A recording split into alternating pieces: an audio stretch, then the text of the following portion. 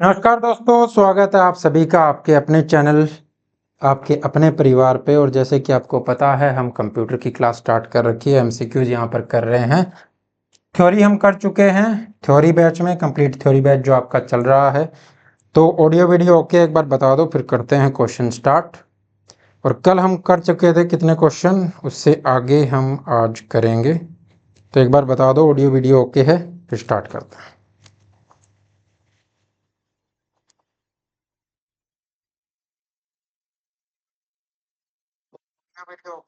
चलो ठीक है।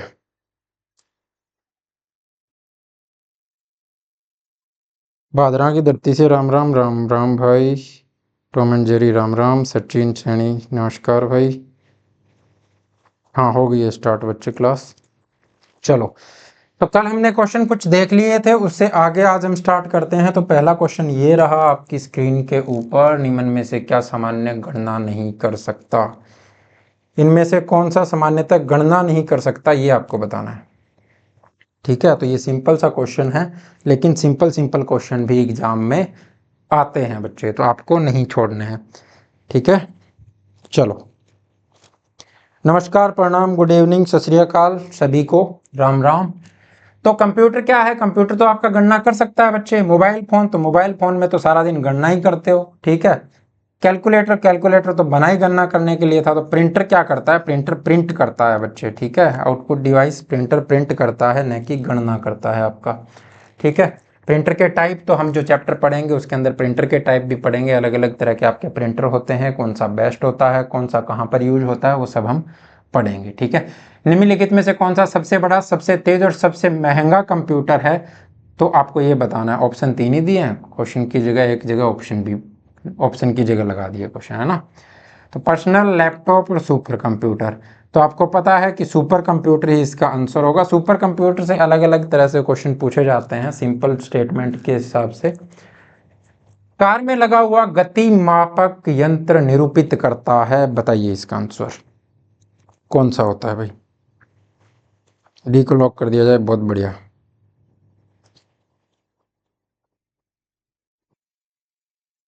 बहुत अच्छे, बहुत अच्छे। चलो, कार में लगा हुआ जो आपका गति मापक है, यानी ये पुराने वाले की बात कर रहा है। आजकल तो नंबरिंग दिखाई देती है ना, तो पुराने वाला क्या था, उसके अंदर सुई चलती थी ऐसे, और वो गति मापक आपको दिखाता था। तो आपको पता है कि उस टाइप से कंप्यूटर 3 प्रकार के होते हैं। एक एनालॉग होता है, एक डिजिटल होता है, और एक आपका हाइब्रिड होता है। ठीक है। एनालॉग जो आपका कंप्यूटर होता है बच्चे, एनालॉग कंप्यूटर जो होता है, उसकी खास बात क्या है? उसकी स्पीड जो होती है वो तो हाई होती है, लेकिन उसकी एक्यूरेसी क्या होती है? एक्यूरेसी उसकी कम होती है। ठीक है। स्पीड क्या होगी? स्पीड अच्छी खासी होगी, तुरंत वो रिप्लाई करेगा, आपका आंसर जो भी आप उससे पूछते हो वो आपका तुरंत दे देगा। राकेश गुरुजी, थैंक यू। ठीक है। तो यहाँ पर डिजिटल जो लिख रहे हो वो अब वाला नहीं पूछ रहा है बच्चे, आप डिजिटल मत लिखो उसको।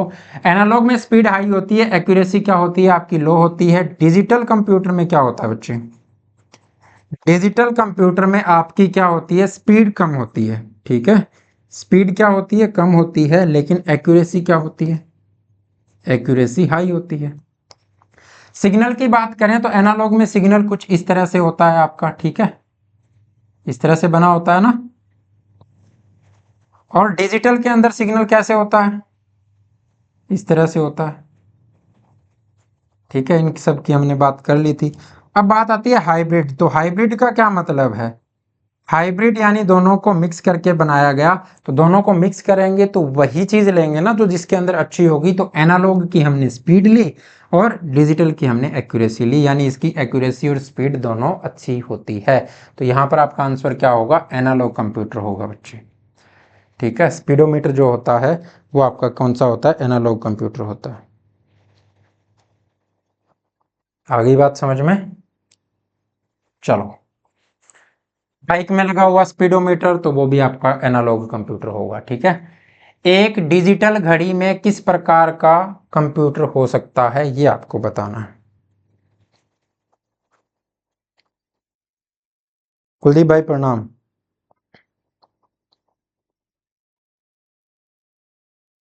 चलो, कह रहा है कि एक डिजिटल घड़ी में, अब यहाँ पर डिजिटल लिखा ना उसने, सीधा घड़ी पूछता तो घड़ी एनालॉग हो जाती है, लेकिन डिजिटल लिख के दे रहा है यानी डिजिटल घड़ी की बात कर रहा है। तो कौन सा कंप्यूटर होता है? तो मेन फ्रेम तो आपको पता है कौन से होते हैं।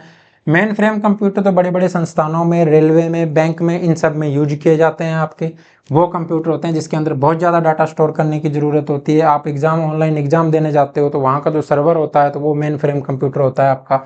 सुपर कंप्यूटर, तो सुपर कंप्यूटर किसी विशेष पर्पज के लिए बनाए जाते हैं। ठीक है, इसके बारे में भी हमने डिटेल में बात करी थी कि अब कौन सा सुपर कंप्यूटर चल रहा है। तो परम परम सिद्धि एआई चल रहा है, 2020 में बना था, इंडिया का सबसे फास्टेस्ट है अब तक का। और विश्व में सबसे फास्टेस्ट हमने देखा था कि ईएल कैप्टन है, अमेरिका का है, परमाणु की आपकी जो सुरक्षा के लिए उसको बनाया गया है। ठीक है, और उसकी स्पीड भी हमने बताई थी कि 1.742 हेक्साफ्लॉप्स होती है। ठीक है, नोटबुक तो आप जो नोटबुक यूज करते हो वो कंप्यूटर, लेकिन घड़ी में कौन सा होता है? एम्बेडेड कंप्यूटर होता है। ठीक है, डिजिटल घड़ी में कौन सा होगा? एम्बेडेड कंप्यूटर आपका हो जाएगा।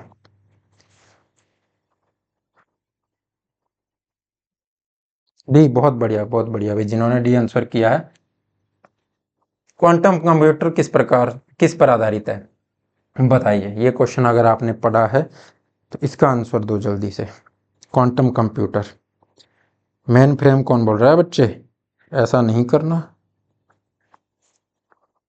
मेन फ्रेम कंप्यूटर तो बहुत बड़ा हो जाएगा ना बच्चे, अब घड़ी के अंदर अगर मेन फ्रेम लगाएंगे तो बाकी कामों के लिए क्या करेंगे फिर? ठीक है, चलो, क्वांटम कंप्यूटर जो होता है वो क्यूबिट पे आपका आधारित होता है। किस पर आधारित होता है? क्यूबिट पे आधारित होता है। ठीक है, किस पर? क्वांटम कंप्यूटर क्यूबिट पे आधारित होता है। ठीक है, लैपटॉप किस प्रकार का कंप्यूटर है? तो हमने पढ़ा सुपर कंप्यूटर तो किसी विशेष पर्पज के लिए बनाया जाता है आपका। ठीक है, ये तो है नहीं कि व्हाट्सएप चलाने के लिए सुपर कंप्यूटर ले आओगे, घर में गेम खेलने के लिए सुपर कंप्यूटर ले आओगे, ऐसा तो नहीं करोगे ना। तो सुपर कंप्यूटर तो किसी विशेष पर्पज के लिए होता है। मेन फ्रेम, तो मेन फ्रेम जहां पर बहुत ज़्यादा आपको तेज स्पीड की ज़रूरत होती है, बहुत ज़्यादा आपको उसके अंदर स्टोर करने की ज़रूरत होती है डाटा को। जैसे रेलवे, तो रेलवे अगर आप कहीं भी टिकट काटोगे तो वो बताएगा ना कि इस ट्रेन के अंदर टिकट अवेलेबल है कि नहीं है, यानी पूरा का पूरा डाटा एक सर्वर पे जा करके स्टोर होता है। तो वहां पर कौन से कंप्यूटर यूज किए जाते हैं? मेन फ्रेम कंप्यूटर यूज किए जाते हैं।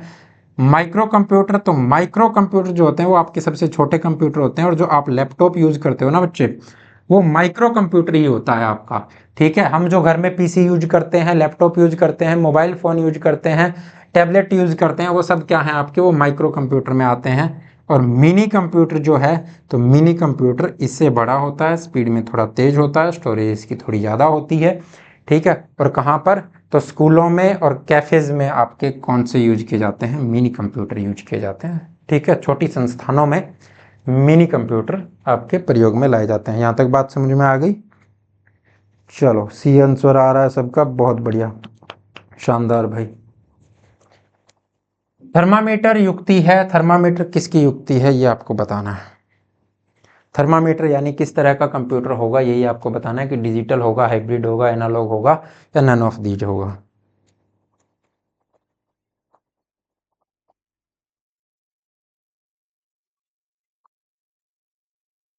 ठीक है भाई, और क्लास अच्छी लगे तो क्लास खत्म होने के बाद कमेंट जरूर करके जाना। ठीक है, कि आपको क्लास कैसी लगी, ये काम जरूर करना। ठीक है, थर्मामीटर युक्ति है। थर्मामीटर किस तरह की युक्ति है आपकी? तो थर्मामीटर आपको बताया था कि एनालॉग कंप्यूटर है आपका, एनालॉग टाइप का कंप्यूटर है थर्मामीटर। ठीक है, और हाइब्रिड, हाइब्रिड कंप्यूटर आप कहाँ यूज करते हो? तो हाइब्रिड आपके देखे होंगे आपने, चिकित्सा में यूज करते हो हाइब्रिड कंप्यूटर, पेट्रोल पंप पे होता है। ठीक है, हाइब्रिड कंप्यूटर का प्रयोग होता है, ये लो आएगा, बड़े उद्योगों में होता है, व्यवसाय फर्म में होता है, चिकित्सा क्षेत्र में होता है, या सभी है आपका? बताओ। बहुत बढ़िया, बहुत बढ़िया भाई, वीरभान एनालॉग। ओके, जिसका गलत हो जाता है तुरंत काट देता है। टेंशन मत लो बच्चे, यहाँ गलत करो कोई प्रॉब्लम थोड़ी ना है, एग्जाम में आपका क्वेश्चन गलत नहीं होना चाहिए किसी भी तरह से। ठीक है, एग्जाम में आपका क्वेश्चन सही जाना चाहिए। यहाँ गलत करोगे आपको याद रहेगा कि क्लास के अंदर वो क्वेश्चन हमारा गलत हो गया था, प्रैक्टिस करवाने का रीजन भी क्या है, यही एक रीजन है कि आप बार बार प्रैक्टिस करोगे चीज़ों की, बार बार क्वेश्चन करोगे तो वो आपके हो जाएंगे। बड़े उद्योगों में क्या यूज किया जाता है, तो हाइब्रिड कंप्यूटर ही होता है अभी वहां पर, ठीक है। व्यवसाय फर्म में भी क्या होता है, हाइब्रिड कंप्यूटर होता है, एनालॉग और डिजिटल दोनों तरह की गणनाएं करने के लिए वहां पर आपको चाहिए होता है, ठीक है। और चिकित्सा क्षेत्र में जो आईसीयू के अंदर जो आपका कंप्यूटर लगा हुआ होता है वो कौन सा कंप्यूटर होता है, और बाकी सब भी जो रोबोटिक चीजें हो गई हैं आजकल, वो कंप्यूटर भी कौन से हैं, वो भी आपके हाइब्रिड कंप्यूटर हैं। तो इसका आंसर होगा उपरोक्त सभी, ठीक है। तो ये सब के सब ऑप्शन आपके ठीक है, तो आंसर क्या होगा आपका, उपरोक्त सभी आपका आंसर हो जाएगा, ठीक है। चलो नेक्स्ट, आज वो डाटा वाले क्वेश्चन भी हम कर लेंगे, वो सब क्वेश्चन लगा दिए, टेंशन मत लो। डिजिटल कंप्यूटर किस सिद्धांत पे कार्य करता है ये आपको बताना। गणना पे, मापन पे, सिद्धांत, किस सिद्धांत पे, विद्युत पे, किस पे काम करता है बताओ।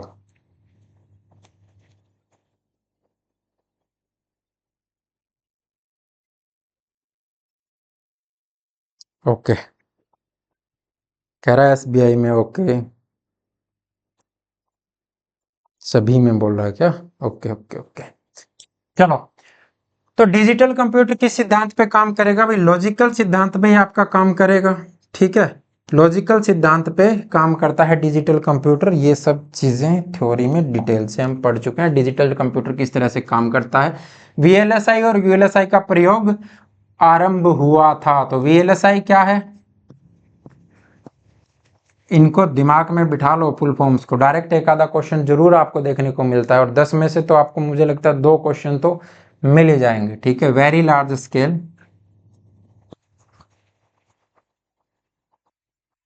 वेरी लार्ज स्केल इंटीग्रेशन,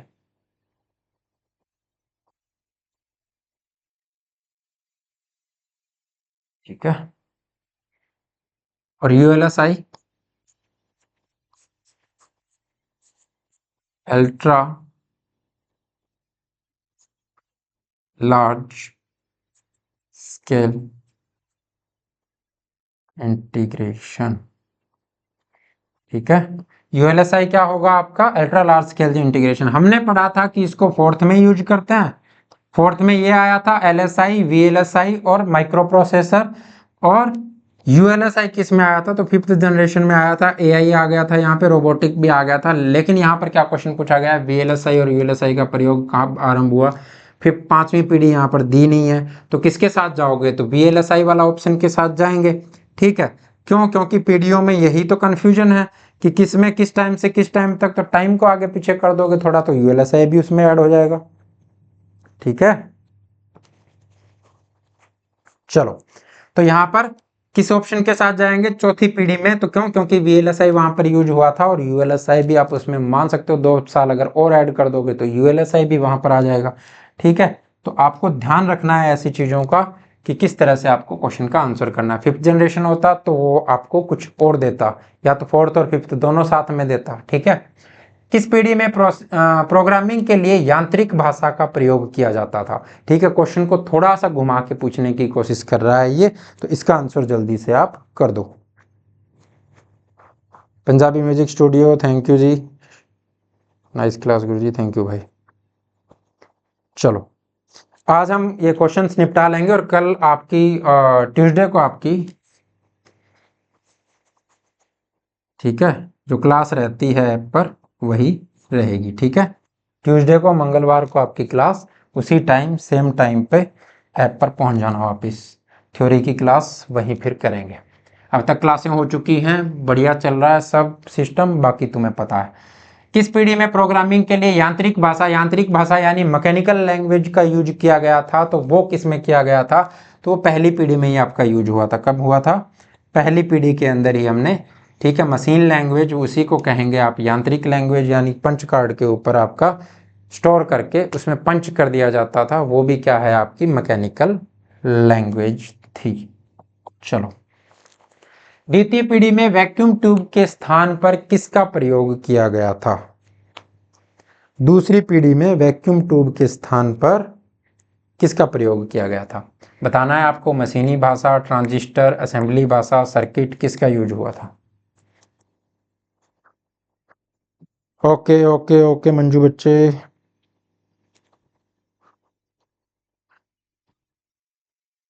बहुत बढ़िया। सब धड़ाधड़ आंसर कर रहे हैं। यह क्लास रात को देखो, हाँ ठीक है, रात को देखना, सुबह देखना, शाम को देखना, जब मर्जी दिल करे तब देखना, ठीक है। द्वितीय पीढ़ी में वैक्यूम ट्यूब के स्थान पे किसका यूज हुआ था? तो ट्रांजिस्टर का यूज हुआ था। दूसरी पीढ़ी में यानी सेकंड जनरेशन में आपके कौन से आ गए थे? ट्रांजिस्टर आ गए थे बच्चे। क्या आ गए थे? ट्रांजिस्टर। भाषा कौन सी आ गई थी आपकी? असेंबली लैंग्वेज, ठीक है। लैंग्वेज कौन सी आ गई थी? असेंबली लैंग्वेज आ गई थी। और क्या आया था? तो कंप्यूटर किसको समझता था? कंप्यूटर सिर्फ समझता है मशीन लैंग्वेज को, ठीक है। किसको समझता है? मशीन लैंग्वेज को। अब मशीन लैंग्वेज को समझता है तो असेंबली लैंग्वेज उसके लिए, तो वो तो अनपढ़ हो गया ना। अब अगर आप यहाँ पे आ जाओ तो सब जगह आपको तेलुगु में लिखा हुआ मिलेगा, ठीक है। तो आपको तेलुगु पढ़नी नहीं आती है, ठीक है। आप बोलनी सीख सकते हो, भाषा को एक टाइम के बाद में आप बोलनी सीख सकते हो, लेकिन पढ़ना उसको और भी मुश्किल हो जाता है। उसी तरह कंप्यूटर के लिए भी मुश्किल था कि भाई ये क्या बवाल है। अब जैसे यहाँ बस स्टैंड जाओ, बस स्टैंड के ऊपर, बस के ऊपर नंबर तो आप पढ़ सकते हो, लेकिन कहाँ जाएगी, कौन से शहर में जाएगी, उसका नाम नहीं पढ़ सकते, तो हम तो हो गए अनपढ़ उसकी तरह ही, ठीक है। तो ये असेंबली लैंग्वेज को लेकर ये भी अनपढ़ हो गया। अब इसको क्या किया कि अगर कोई ट्रांसलेट करके वही नाम मेरे को हिंदी में बता दे तो समझ में आ जाएगा ना। तो असेंबली लैंग्वेज को ट्रांसलेट करने के लिए ट्रांसलेटर लाया गया, उसको कहते हैं असेंबलर। असेंबलर क्या करेगा? असेंबलर क्या करेगा? असेंबली लैंग्वेज को मशीन लैंग्वेज में बदल देगा, ठीक है। तो अब इसको समझ में आएगा, बदल के बता देगा कि ये आपका माल मामला ये बोलना चाह रहा है। तो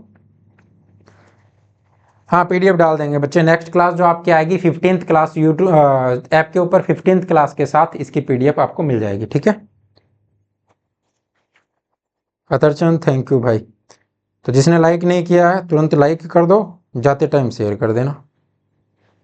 अभी करना है तो अभी कर दो, क्योंकि आपको भी पता चलना चाहिए ना कि कंपटीशन कहाँ है। तो असेंबली लैंग्वेज आपकी सेकंड जनरेशन की हो गई है, मशीन लैंग्वेज आपकी फर्स्ट जनरेशन की हो गई है। एकमात्र लैंग्वेज है जो आपका कंप्यूटर जिसको समझता है, बाकी किसी को कुछ नहीं समझता। ये प्रथम पीढ़ी के कंप्यूटर का निर्माण किसने किया?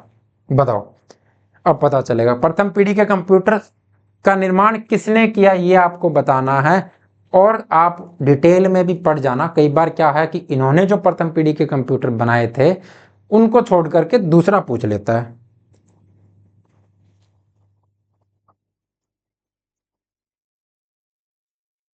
ओके, बाइलिंगुअल बना देंगे बच्चे। और बताओ, और कोई फरमाइश? अभी हेलो फरमाइश स्टार्ट है, सब बता दो अपने अपने जो भी है। आंसर आया है बी सी। ओके सुनील, बढ़िया भाई। ओगोवंश कौन है? बहुत बढ़िया, बहुत बढ़िया, शानदार। तो सी आंसर कर रहे हैं, बहुत बढ़िया भाई, ठीक है। क्योंकि जे प्रेस पर एकर्ट ने भी किया था, मैंने बताया था, दोनों नाम लिखवाए थे। जिस जिस कंप्यूटर का इन्होंने निर्माण किया था उनके साथ नाम लिखवाए थे, ठीक है।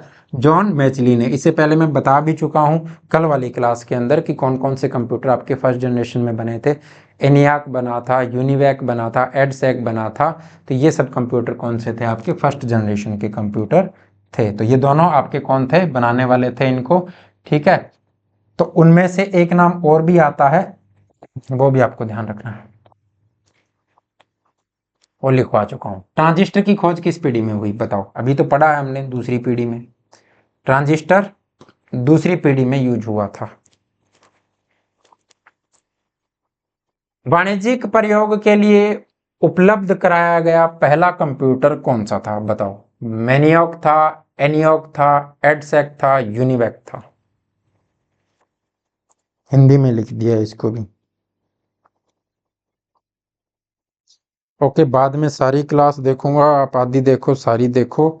आधी देख के जाओगे आधे क्वेश्चन हो जाएंगे, सारी देख के जाओगे सारे क्वेश्चन हो जाएंगे एग्जाम में, ठीक है। चलो, इसका आंसर बहुत आसान है, यूनिवैक बता चुका हूं मैं। हिंदी में लिख दिया तो प्रॉब्लम है, इसीलिए मैं कहूंगा आपको कि एग्जाम में जब आपको चीजें हिंदी में समझ में ना आ रही हो ना, हिंदी में पढ़ रहे हो, तो एक बार इंग्लिश की तरफ आप जरूर ध्यान लगा लेना, ठीक है। ये क्या है? यूनिवैक है। यूनिवर्सल ऑटोमेटिक कंप्यूटर जो आपका है वही है ये, ठीक है। कल फुल फॉर्म में आपको लिखवा चुका हूं। ओके, चलो नेक्स्ट क्वेश्चन पे। सबसे पहले गणना करने वाली डिवाइस कौन सी थी, बताओ भाई। कैलकुलेटर थी, एबेकस थी, आपका डिफरेंस इंजन थी, एनालिटिकल इंजन थी। डिफरेंस इंजन कब बनाया? 1822 में बनाया। किसने बनाया? चार्ल्स वेबज ने बनाया। भाप से चलने वाली मशीन थी और दशमलव के बाद में 20 अंकों तक गणना कर सकती थी। और क्या कर सकती थी? डिफरेंशियल इक्वेशन को सोल्व कर सकती थी। इसको कब बनाया? तो 1833 में बनाना शुरू किया। एनसीईआरटी मानता है 1834 को कि 1834 में बना था ये, और इसको पेटेंट कराया था 1837 में। ठीक है, तो आपको तीनों डेट याद रख लेनी है। तो 1834 आए तो सबसे पहले तो एनसीईआरटी के साथ जाना है। ठीक है, और उसके बाद में अगर 33 दिखे तो 33, 37 दिखे तो 37 के साथ जाओगे। ठीक है, बनाया किसने? तो ये भी चार्ल्स बेबेज ने बनाया था, और ये पहली मशीन थी जिसके ऊपर प्रोग्रामिंग की गई थी, यानी प्रोग्रामिंग जिस पर संभव हो सकी थी। वो आपकी मशीन कौन सी थी पहली? वो आपकी थी एनालिटिकल इंजन बच्चे। ठीक है, डिफरेंस इंजन तो 1822 के अंदर चार्ल्स बेबेज ने बनाया था, लेकिन इससे उसका काम पूरा नहीं हुआ, इसलिए उसने क्या किया? उसी को मॉडिफाई करके एनालिटिकल इंजन बनाने की सोची थी। सब कुछ मैंने बताया था कि कब जन्म हुआ, कब मृत्यु हुई, कल वाली क्लास में कर चुके हैं। अबेकस यहाँ पर नया है आपका। ठीक है, तो इसके बारे में देखेंगे। कैलकुलेटर आपको बता दिया था कि किसने बनाया था। पहला कैलकुलेटर आपका तो लेबनीज कैलकुलेटर आया था। उससे पहले आपके पास्कल लाइन भी आ गया था, उसको मैकेनिकल कैलकुलेटर कहते हैं आपका, वो जोड़ घटा कर सकता था। लेबनीज कैलकुलेटर जो आपका था वो 1673 के अंदर आया था। ठीक है, और उसको लेबनीज ने बनाया था, और वो जोड़ घटा भाग गुणा चारों चीज कर सकता था। अब अबेकस की बात कर लेते हैं। अबेकस आपका तो ये 3000 ईस्वी पूर्व में पहली बार आपका यूज हुआ था। ठीक है, कहां पर? तो ये मेसोपोटामिया की जो सभ्यता है, मेसोपोटामिया की सभ्यता में सबसे पहले यूज हुआ था। आंसर किसने किया है जल्दी से देख लेते हैं। कंप्यूटर की ये एमसीक्यू की दूसरी क्लास है, और ऐप पर अब तक 14 क्लासें हो चुकी हैं बच्चे।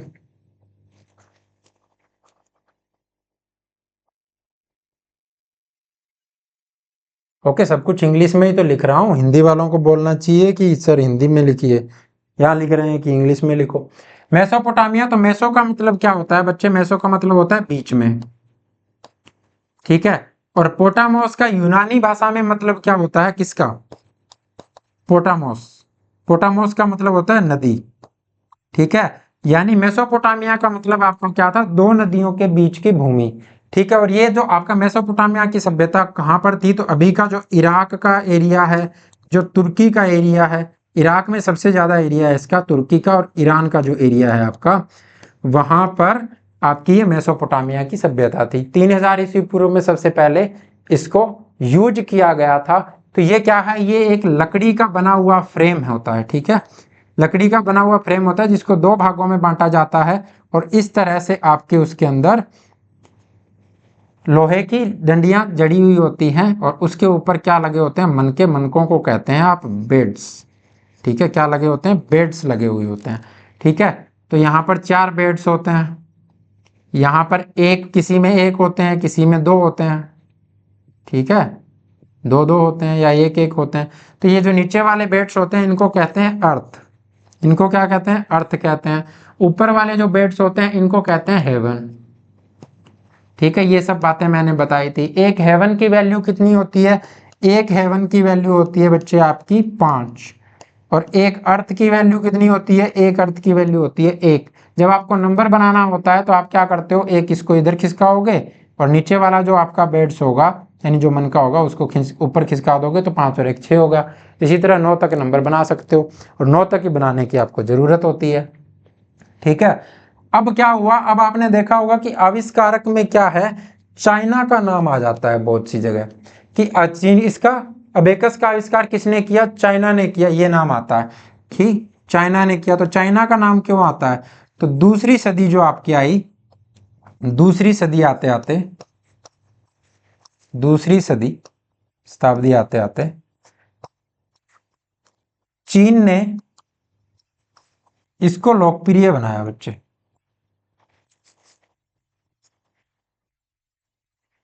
ठीक है, अब एक क्वेश्चन और भी आता है कि सबसे पहले गणना, जो गणना की मशीन है वो कब यूज की गई, कब आई थी, या कंप्यूटर का जो आपका विकास है वो कौन सी सदी से माना जाता है, तो ये दूसरी ना मान करके उसका ऑप्शन के अंदर आंसर क्या आता है आपका, छठी सदी। तो छठी सदी में ये पूरी जनता के लिए लोकप्रिय आपका हो गया था।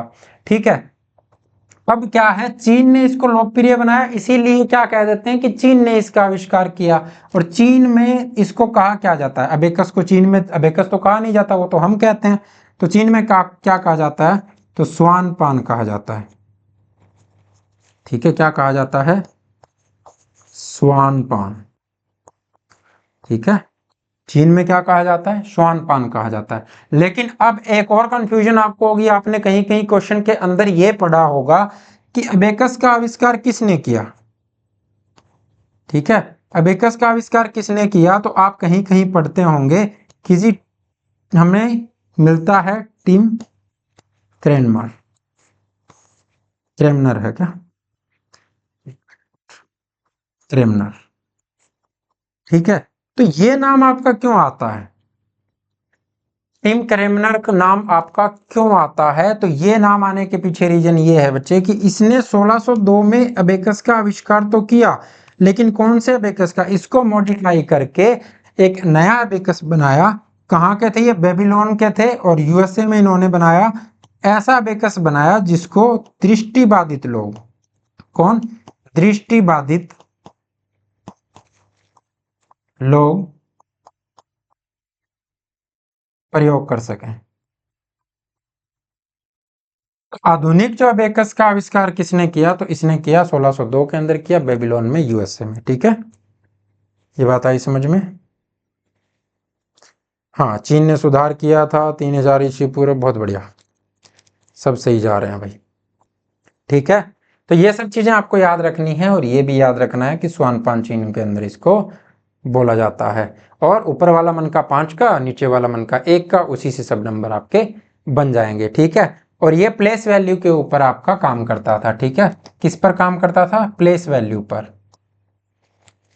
स्थानीय मान के ऊपर काम करता था। स्थानीय मान का मतलब क्या है कि जिस स्थान के ऊपर मान है उसी के हिसाब से, जैसे आपने 2015 लिख दिया, अगर मैं इसका स्थानीय मान पूछूं, ठीक है, कि एक का स्थानीय मान क्या है, तो एक लिखोगे और उसके आगे जितने अंक है उतनी जीरो लगा दोगे, यानी एक का स्थानीय मान कितना हो गया, 10 हो गया। और एक की फेस वैल्यू पूछूं तो वो एक ही हो जाएगी बच्चे।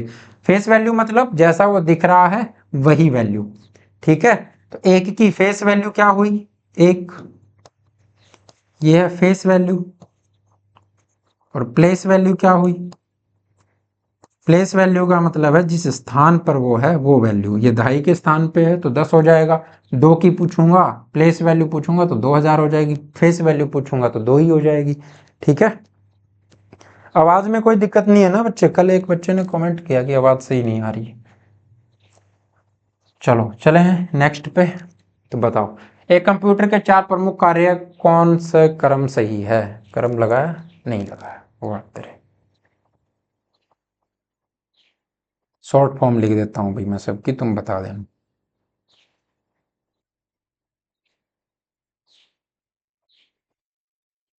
PIOS होता है, IPOS होता है, OPIS होता है, SIPO होता है। बताओ कौन सा है, ABCD बता दो। इस क्वेश्चन का आंसर तुम ही से लेना है, जल्दी बोलो। क्रेमनर। चीन ने सुधार किया था, क्रेमनर ने 1602 में बनाया था, बहुत बढ़िया।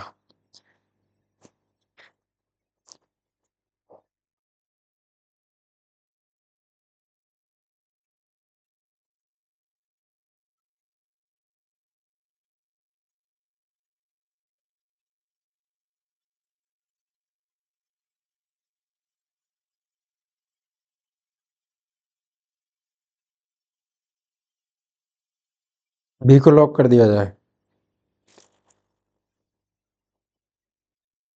ओके, ABA, ठीक है।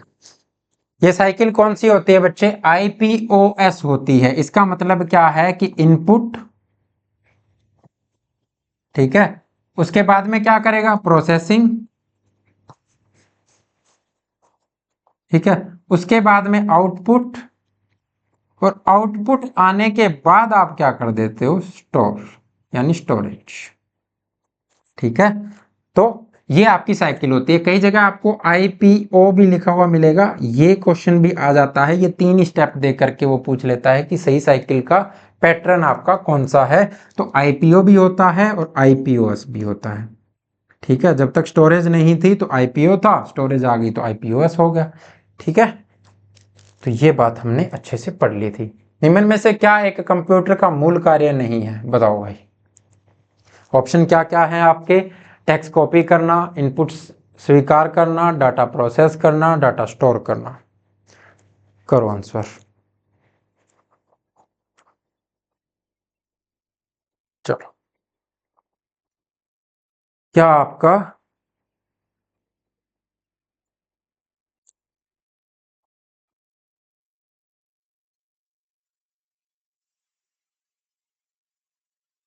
एक कंप्यूटर का मूल कार्य नहीं है। कंप्यूटर मूल कार्य करता क्या क्या है, जो अभी हमने 4 स्टेप लिखे थे वही आपका उसका मूल कार्य है, यानी इनपुट, प्रोसेसिंग, आउटपुट, स्टोरेज।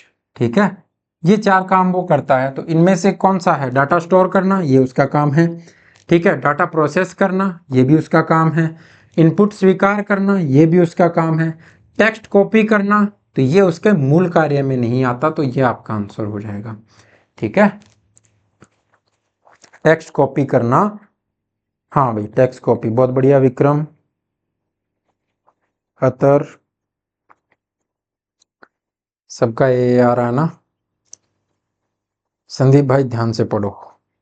ठीक है, चलो, कंप्यूटर की सर्वाधिक तेज, शक्तिशाली तथा मूल्यवान श्रेणी कहलाती है। तो वो तो बार बार अलग अलग क्वेश्चन बस डाल दिए हैं। सुपर कंप्यूटर, सुपर कंप्यूटर की हम आपकी स्पीड की बात करें तो वो आगे कर लेंगे, चलो ठीक है। सुपर कंप्यूटर जो अभी जो आपका चल रहा है लेटेस्ट, वो नवंबर 2024 में आया बच्चे। कब आया, नवंबर 2024 में। ईएल कैप्टन जो आया है वो नवंबर 2024 में, यूएसए का जो है। ठीक है, उसकी स्पीड के बारे में भी आपसे पूछ सकता है। पर्सनल कंप्यूटर का जनक कौन है, ये बताओ। पर्सनल कंप्यूटर का जनक कौन है,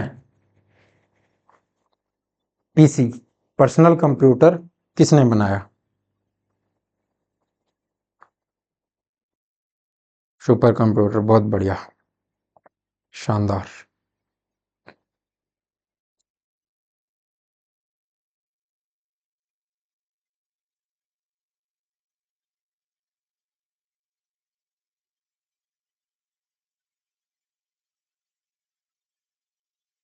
तो भाई आपने ये चीजें तो बहुत पढ़ ली होगी। एलन ट्यूरिंग, ट्यूरिंग मशीन बनाई थी 1936 के अंदर बनाई थी। चार्ल्स बेबेज ने, तो कंप्यूटर का जनक माना जाता है इनको।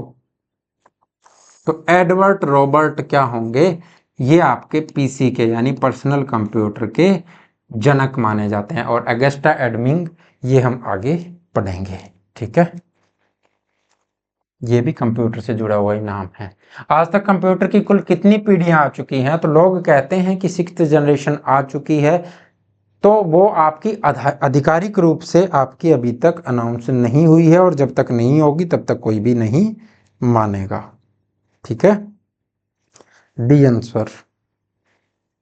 डी किसका कर रहे हो,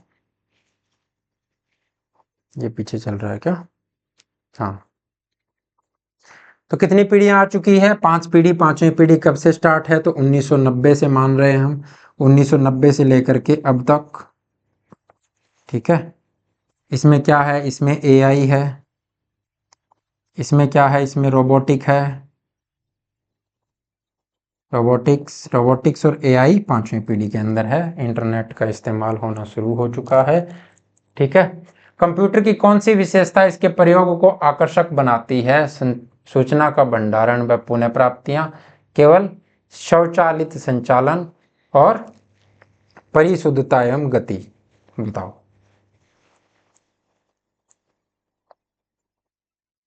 सी आंसर, डी आंसर। चलो, इस क्वेश्चन का आंसर बताओ। क्या है बच्चे की विशेषताएं, क्या है कंप्यूटर की, गति, ठीक है, एक्यूरेसी, वर्सटैलिटी आपकी जो अलग अलग विभिन्नताओं में काम करता है वो सब वही सब आपकी इसको क्या बनाती है, आकर्षक बनाती है। तो सूचना का भंडारण यानी स्टोरेज व पुनः प्राप्ति, तो ये भी आपका हो जाएगा। ठीक है, केवल स्वचालित संचालन, ठीक है, तो ये भी आपका हो जाएगा।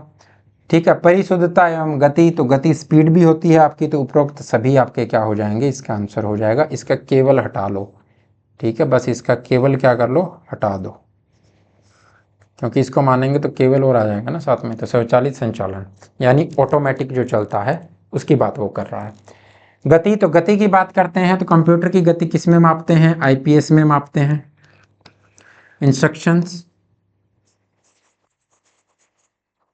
इंस्ट्रक्शंस पर सेकेंड, ठीक है। एमआईपीएस में भी मापते हैं भाई। जैसे जैसे इसकी गति बढ़ती गई तो हमें मेजरमेंट बढ़ाना पड़ेगा ना, ठीक है, तो ये क्या हो जाएगा, मेगा इंस्ट्रक्शंस पर सेकंड। मिलियन इंस्ट्रक्शंस पर सेकंड भी लिख देते हैं, ठीक है। मिलियन का मतलब क्या है, 10⁶ है, ठीक है। 10 लाख होता है ना मिलियन, तो 10⁶ हो जाएगा। तो गीगा इंस्ट्रक्शंस पर सेकंड में भी मापते हैं, ठीक है। ये क्या हो जाएगा, गीगा इंस्ट्रक्शंस पर सेकंड। गीगा का मतलब क्या है, 10⁹ ठीक है। इसको बिलियन भी लिख सकते हो, BIPS भी कर सकते हैं। IPS ये इंडियन पुलिस सर्विस नहीं है, इंस्ट्रक्शंस पर सेकंड है, ठीक है। बहुत बढ़िया भाई, शानदार।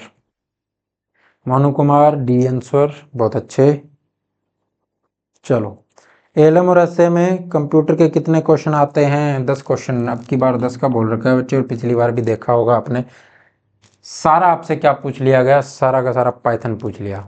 अब क्या, अब दिमाग खराब हो गया सबका ना, तो वो भी पढ़ेंगे कोर्स के अंदर। अभी आपका फंडामेंटल चल रहा है, फंडामेंटल जैसे ही खत्म होगा उसके बाद में हम चलेंगे माइक्रोसॉफ्ट पे, ठीक है। माइक्रोसॉफ्ट ऑफिस खत्म करने के बाद में वो जब आपका इंटरनेट वाला पोर्शन जो ईमेल वाला खत्म हो जाएगा उसके बाद में लैंग्वेज पे जाएंगे। लास्ट में हम लैंग्वेज पढ़ेंगे ताकि एग्जाम के आपके नज़दीक हो और बिल्कुल चीज़ें आपकी क्लियर हो जाएं, ठीक है। इस पीढ़ी में कंप्यूटर का आकार बहुत बड़ा होता था, बताओ भाई कौन सी पीढ़ी में होता था। अब ये क्वेश्चन क्यों डाला गया है, क्योंकि बहुत बड़ा है, गति में तेज है, अब तक पढ़ रहे थे ना, ठीक है। तो उसके अंदर कंफ्यूजन आपको ना हो कि ऐसा क्वेश्चन पूछा लिया जाए कि इस पीढ़ी में कंप्यूटर का आकार बहुत बड़ा होता था, सिर्फ वो आकार की बात करें तो आपको क्वेश्चन का आंसर क्या देना है। आपका फर्स्ट अटेम्प्ट होगा, ओके बच्चे, कोई दिक्कत नहीं है, फर्स्ट अटेम्प्ट आपका जॉब दिला देगा आपको, okay okay okay okay, very good, बहुत अच्छे। अगर मैं यहाँ 5वां लिख देता ना, 5वीं पीढ़ी, तो उसके अंदर आपको कंफ्यूजन हो जाता फिर, ठीक है। तो पहली पीढ़ी के कंप्यूटर क्या होते थे, ये बहुत बड़े होते थे, ठीक है, बहुत बड़े होते थे।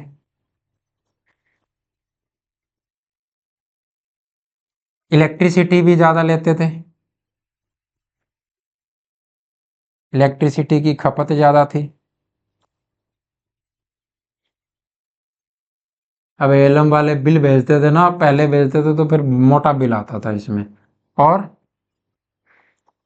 हीट बहुत ज़्यादा जनरेट करते थे, हीट ज़्यादा जनरेट होती थी।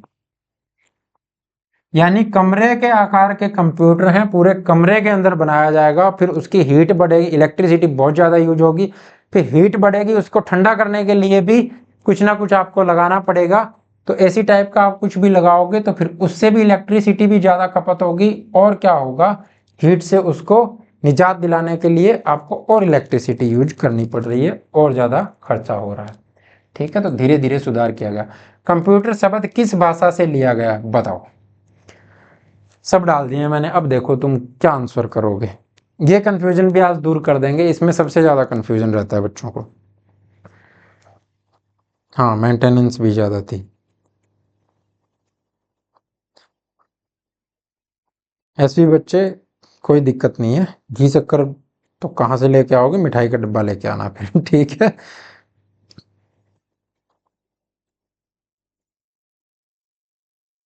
चलो, इसका आंसर आपसे चाहिए मेरे को, इसका आंसर जल्दी से करो, फिर इसकी कंफ्यूजन भी दूर करते हैं। डी आंसर आ रहा है, बी आंसर भी आ रहा है। और सब सीक्वेंस से मैंने बताया वहां पर कि फर्स्ट प्रायोरिटी किसको देनी है, सेकंड प्रायोरिटी किसको, थर्ड प्रायोरिटी किसको, और कौन सा कब आपका आया था। B answer, D answer. देखो बच्चे, अब सुनो ध्यान से। कंप्यूटर जो वर्ड आया ये कहां से आया, पहले पूरी बात सुन ही लो फिर इसका आंसर करेंगे, ठीक है। तो आपने ये सब पढ़ा होगा कि ग्रीक वर्ड है, अंग्रेजी भी पढ़ाया होगा सबने, स्पेनिश नहीं पढ़ाया होगा, ठीक है, स्पेनिश तो नहीं पढ़ाया होगा, लैटिन पढ़ाया होगा सबने, ठीक है। तो कंप्यूटर वर्ड, तो ये कंप्यूटर तो 1940 में आते आते बना, ठीक है। जिस कंप्यूटर वर्ड आज आप जानते हो वो तो 1940 में आते आते बना। तो जो 15वीं 16वीं शताब्दी में, 15वीं 16वीं शताब्दी के अंदर एक वर्ड यूज होता था कंप्यूटर, ठीक है। क्या वर्ड यूज होता था, कंप्यूटर। कम का मतलब है, जहां पर कम का मतलब होता था एक साथ, ठीक है। और फूटरे का मतलब होता था गणना करना, यानी जो लोग एक साथ बैठ करके गणना करने का काम करते थे उनको कंप्यूटरे कहते थे। और ये आपका लैटिन वर्ड था, और कौन सा था, और ग्रीक वर्ड था। सबसे पहले लैटिन में यूज हुआ, फिर ग्रीक में यूज हुआ। इसी वर्ड का आगे आकर के 17वीं 18वीं शताब्दी में कंप्यूट हो गया। क्या हो गया, कंप्यूट हो गया। तो ये कंप्यूट वर्ड कैसे हुआ, तो चेंज करके कंप्यूटर, कंप्यूटर टैगोर, जैसे टैगोर हुआ आपका, उसी तरह से आपका क्या हो गया, कंप्यूटर भी, कंप्यूटर क्या हो गया, कंप्यूट हो गया। कंप्यूट कौन सा था आपका, ये अंग्रेजी वर्ड था, ठीक है। अंग्रेजों ने इसको क्या बोलना शुरू कर दिया, कंप्यूट कंप्यूट कंप्यूट। अब वो कंप्यूट जो था, कंप्यूट भी किसके लिए यूज होता था, गणना करने के लिए। तो 1940 आते आते 1940 में क्या हुआ, 1940 के अंदर अब जो गणना करने का काम था वो मशीनों से होने लगा। तो पहले जो गणना करने वाले लोगों को कहा जाता था वो अब मशीनों को कहा जाने लगा। तो इन मशीनों को क्या कहा जाने लगा, इन मशीनों को कहा जाने लगा कंप्यूटर, ठीक है। तो ये है आपका इतिहास। कहा तीनों को जाता है, फर्स्ट प्रायोरिटी लैटिन है, सेकंड प्रायोरिटी ग्रीक है, थर्ड प्रायोरिटी अंग्रेजी है। तो यहाँ पर फर्स्ट प्रायोरिटी के साथ जाएंगे, आंसर होगा आपका लैटिन। अगर उपरोक्त सभी आ जाता है तीनों को लिख करके तो हम ऑल ऑफ दी अबोव करेंगे, यानी उपरोक्त सभी करेंगे। अगर ये तीनों आते हैं तो फर्स्ट प्रायोरिटी लैटिन को, लैटिन नहीं होगा आपका तो फिर जाएंगे ग्रीक के साथ, और ग्रीक नहीं होगा तो जाएंगे अंग्रेजी के साथ। इतनी बात समझ में आई कि नहीं आई, जल्दी से बता दो। बहुत बढ़िया। टॉम एंड जेरी, भाई सबसे ज्यादा अच्छे से पढ़ के आया रिवीजन टॉम एंड जेरी ने दबा के करी है। मैं आपको बार बार कहता रहता हूं कि पढ़ने का जो तरीका है बच्चे, आपकी वीक के अंदर एक वीक की पूरी रिवीजन होनी चाहिए, और जो आपकी क्लास की रिवीजन है वो आपकी डेली होनी चाहिए पीछे वाली क्लास की। किस तरह से, क्लास स्टार्ट होने वाली है उससे 10 मिनट पहले कॉपी खोल लो, जो चीजें कल की क्लास में पढ़ाई वो पढ़ करके आगे की क्लास कंटिन्यू करते हो, तो आपको आराम से चीजें ध्यान में रहती है, याद रहती है, समझ में आती है। और वीकली जो ऑफ होता है वो क्लास का किसी और रीजन की वजह से नहीं होता, यही होता है कि पूरे वीक में जो पढ़ाया वो एक बार रिवीजन कर लो, महीने के अंत के अंदर जो पूरे महीने में पढ़ाया वो रिवीजन कर लो। तो आपका जो एग्जाम के पास आकर के रिवीजन करने का जो बर्डन है ना वो बिल्कुल खत्म हो जाएगा, ठीक है। आप जब ऐसे पेज पलटोगे ना तो आपको पता होगा कि किस पेज पर क्या लिखा हुआ है,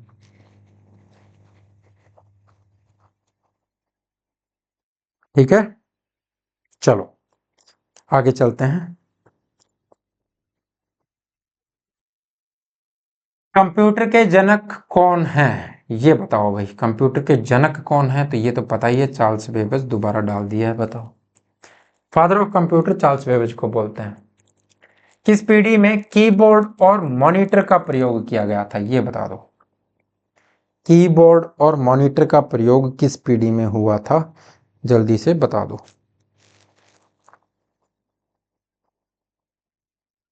लिखवाया था अच्छी तरह से एक लाइन में कि इसको याद रखना और लिख लेना याद से।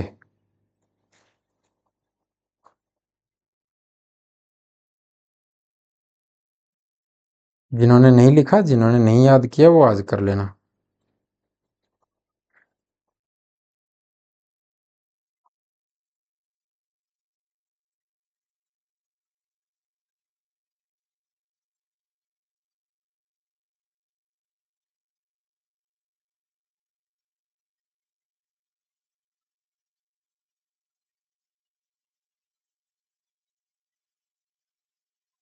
नहीं आया answer? Very good. C C सी।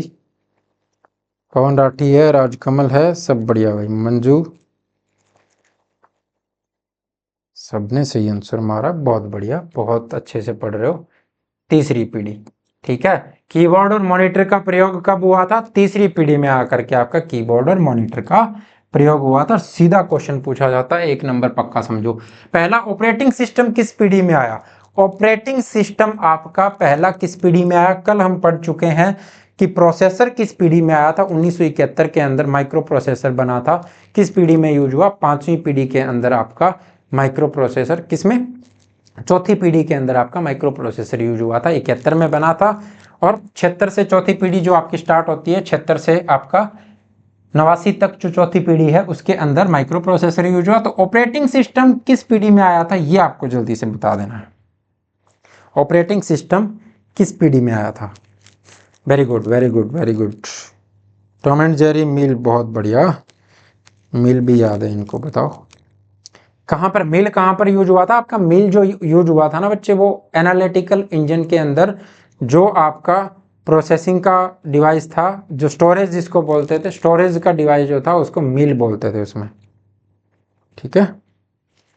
ये सब भी मैं पढ़ा चुका हूं कि वहां पर स्टोरेज को क्या बोलते थे, इनपुट किस कौन सा यूज किया गया था, आउटपुट के लिए एनालिटिकल इंजन में क्या यूज किया गया था, वो सब हम पढ़ चुके हैं।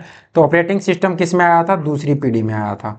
ऑपरेटिंग सिस्टम सबसे पहले कब यूज हुआ था? सेकंड जनरेशन के अंदर आपका ऑपरेटिंग सिस्टम यूज हुआ। और क्या क्या यूज हुआ? तो सेकंड जनरेशन के आपके असेंबली लैंग्वेज यूज हुई, असेंबलर ट्रांसलेटर के लिए यूज हुआ, जो असेंबली लैंग्वेज को मशीन लैंग्वेज में कन्वर्ट करता था।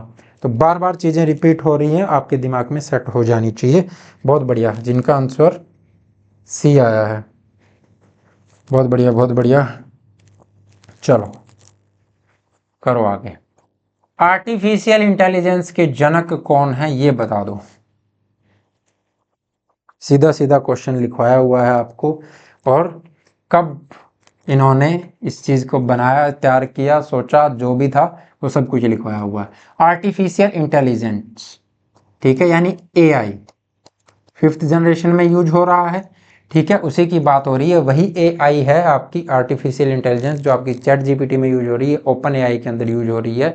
यानी उसके अंदर इंटेलिजेंस पहले से ही है, ठीक है। वो उसको बोलोगे तो वो फिर सोच के बता देगी कि अब वो सोचने वाला काम भी कर रही है, लेकिन वो पहले वाले कंप्यूटर में नहीं होता था, वो एआई करती है।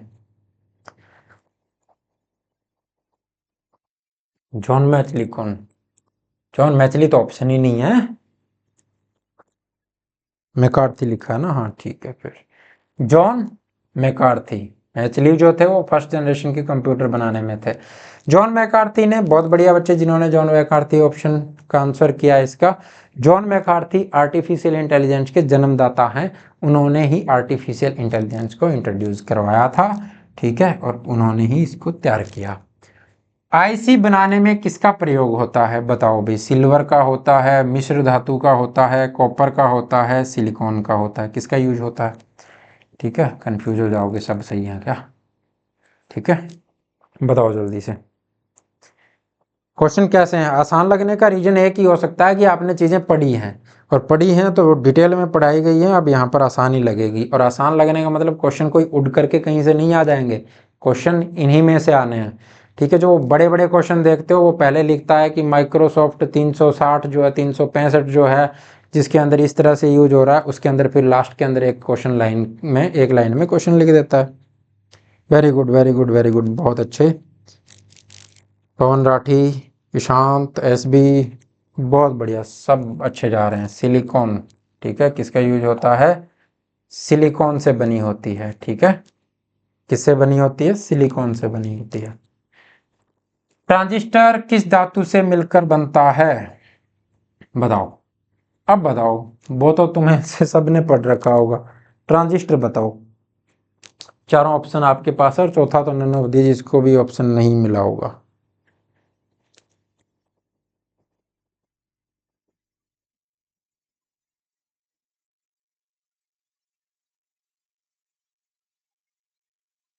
ट्रांजिस्टर।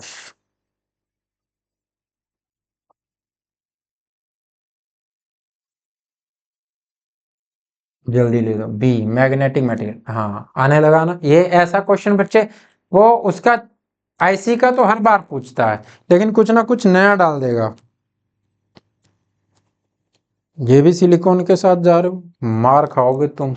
और मेरे पास यहाँ पर पड़ा है ये, मारूंगा फेंक के यहीं से, सर में जाके लगेगा। तो फ्रेगाइल गिलास से बना होता है बच्चे ट्रांजिस्टर। किससे बना होता है? फ्रेगाइल गिलास से, ध्यान रखना है। आयरन ऑक्साइड कल बताया था ना, किसके ऊपर परत चढ़ी, कौन किसके ऊपर परत होती है आयरन ऑक्साइड की? जल्दी से कमेंट कर दो। कंप्यूटर का विकास कौन सी शताब्दी में हुआ? आ गया ना question, fifth, six, seventh, eighth, बताओ। क्वेश्चन इतिहास से ले आता है। चलो, यहाँ गलत होंगे, कोई दिक्कत नहीं है बच्चे, टेंशन लेने की जरूरत नहीं है। बस आपको ध्यान रखना है कि दोबारा गलत ना हो। ठीक है, एग्जाम में बैठे हो तो आपका दिमाग सही से चलना चाहिए और सब चीजें आपको ध्यान रखनी है। बी आंसर कर रहे हैं, हाँ सिक्स। छठी शताब्दी के अंदर, अभी बताया था थोड़ी देर पहले कि छठी शताब्दी के अंदर माना जाता है आपका कि कंप्यूटर का विकास हुआ था, और वही अबेकस की वजह से ही माना जाता है। ठीक है, कंप्यूटर नेटवर्क किस पीढ़ी में यूज किया गया था, ये आपको बताना है। पहली, तीसरी, चौथी, पांचवी, बताओ। बहुत अच्छे से लिखवाया था, डिटेल में लिखवाया था, तो आंसर आपका सही आना चाहिए।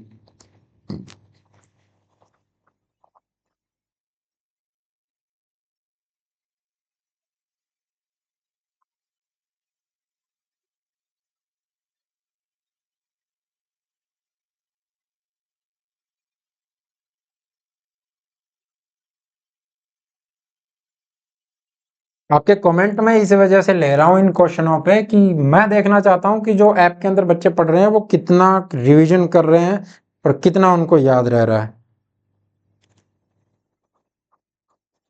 हाँ, नया क्वेश्चन आ रहा है तो कोई दिक्कत नहीं है, नया क्वेश्चन आपके लिए ही डाला है, वो नई चीज आप नोट कर लेना अपने नोटबुक के अंदर।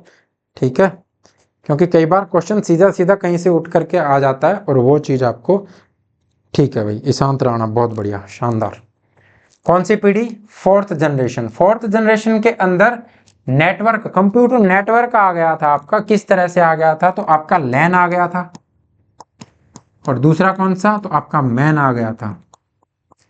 ठीक है, लैन और मैन यानी लोकल एरिया नेटवर्क आ गया था, और मेट्रोपॉलिटन एरिया आपका नेटवर्क आ गया था। मेट्रोपॉलिटन एरिया नेटवर्क यानी पूरी सिटी को आप जोड़ सकते थे। और लोकल एरिया नेटवर्क का क्या मतलब है? कोई एक ऑफिस है आपका, तो उस ऑफिस के अंदर आप पूरा नेटवर्क बिछा सकते थे। ठीक है, यानी एक से दूसरे कंप्यूटर्स को हम जोड़ देते थे एक ऑफिस में। और दूसरा, इसका मैन का क्या यूज हुआ? पूरे एक शहर के अंदर अलग अलग ऑफिस हैं, उनको भी हम नेटवर्क से जोड़ देते थे, एक से दूसरे कंप्यूटर को जोड़ देते थे। तो ये दोनों वहां पर यूज हुआ था। वैन वहां पर तब तक नहीं आया था, वैन तभी आ पाया जब इंटरनेट आया। ठीक है, पहली पीढ़ी में कौन से इनपुट आउटपुट डिवाइस का प्रयोग किया गया था? जल्दी से बता दो। पहली पीढ़ी, फर्स्ट जनरेशन के अंदर कौन से इनपुट आउटपुट डिवाइस का यूज किया गया था?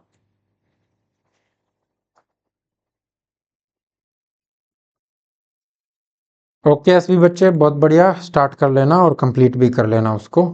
अच्छे से अपने नोट्स बना लो और बढ़िया से तैयार हो जाओ। एग्ज़ाम आने से पहले पहले तैयारी इतनी अच्छी कर लो कि एग्ज़ाम बस देखो तो ये लगे कि ये सारे क्वेश्चन तो हमने ही बनाए हैं। पंच कार्ड, ए बी, बहुत बढ़िया भाई, ए बी जिसका आंसर है, ए और बी दोनों। ठीक है, क्यों? क्योंकि पंच कार्ड यूज हुआ था आपका इनपुट के लिए, और टैब, पेपर टैब किसके लिए यूज हुआ था? आउटपुट के लिए। पेपर टैब पर हम आउटपुट लेते थे वहां पर। ठीक है, तो ये है आपका भाई, जिन्होंने नहीं ज्वाइन कर रखा और जो कंप्यूटर का बैच ज्वाइन करना चाहते हैं, तो वो HSSC CET मेंस 2025 के लिए कंप्यूटर संजीवनी बैच आपका चल रहा है, बहुत ही प्यारा, बहुत ही शानदार। और बाकी आप क्लास खत्म होने के बाद में जिन्होंने बैच ले रखा है वो कमेंट करके बता जाना कि कैसा चल रहा है, कैसा माहौल है, कैसा आपका तैयारी वहाँ पर हो रही है। कंप्लीट थ्योरी बैच है, थ्योरी हम करेंगे, MCQs हम यहाँ पर कर रहे हैं और प्रीवियस ईयर क्वेश्चंस भी करेंगे। और क्या, और भी बहुत सी चीज़ें ऐड होंगी धीरे धीरे, क्योंकि जितना बोला जाता है उससे एक्स्ट्रा यहाँ पर दिया जाता है। ये रिवाज है हमारे टेक कैप्सूल का, ठीक है। चलो, प्रथम इलेक्ट्रोमैकेनिकल कंप्यूटर का आविष्कार किसने किया था, ये बताना है। प्रथम इलेक्ट्रोमैकेनिकल कंप्यूटर का आविष्कार किसने किया? चार्ल्स बेबेज ने किया, वॉन न्यूमैन ने किया, जे प्रेस्पर एक्वर्ट ने किया और H आइकन ने किया। बताओ किसने किया था?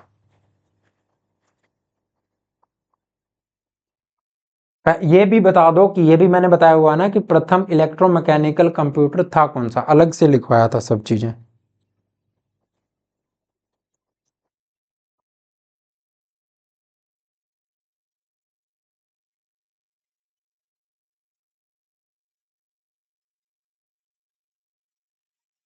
चलो, तो इसका आविष्कार किया था बच्चे H आइकन ने। ये कंप्यूटर था कौन सा आपका? ये कंप्यूटर था मार्क 1, ठीक है।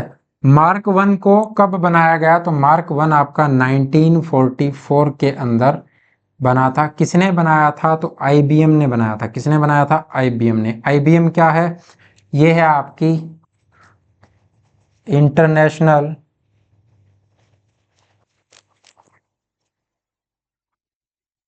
बिजनेस मशीन, ठीक है। इसकी स्थापना हुई थी 1911 में। जब स्थापना हुई तब नाम था CTR। CTR से नाम बदल के IBM कब किया गया? तो 1924 में किया गया। ये सब मैं आपको बता चुका हूँ। और कंप्यूटर बनाने के का ही काम ये करती है। ये आपकी कंपनी थी। नेक्स्ट क्वेश्चन पे चलो। मार्क 1 बहुत बढ़िया भाई।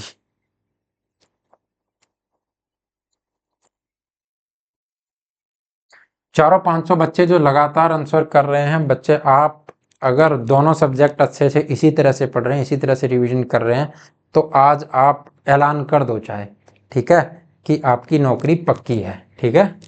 ABC कंप्यूटर किस वर्ष में आया था, ये आपको बताना है। 1945 में आया था, 1937 में आया था, 1950 में आया था, 1955 में आया था।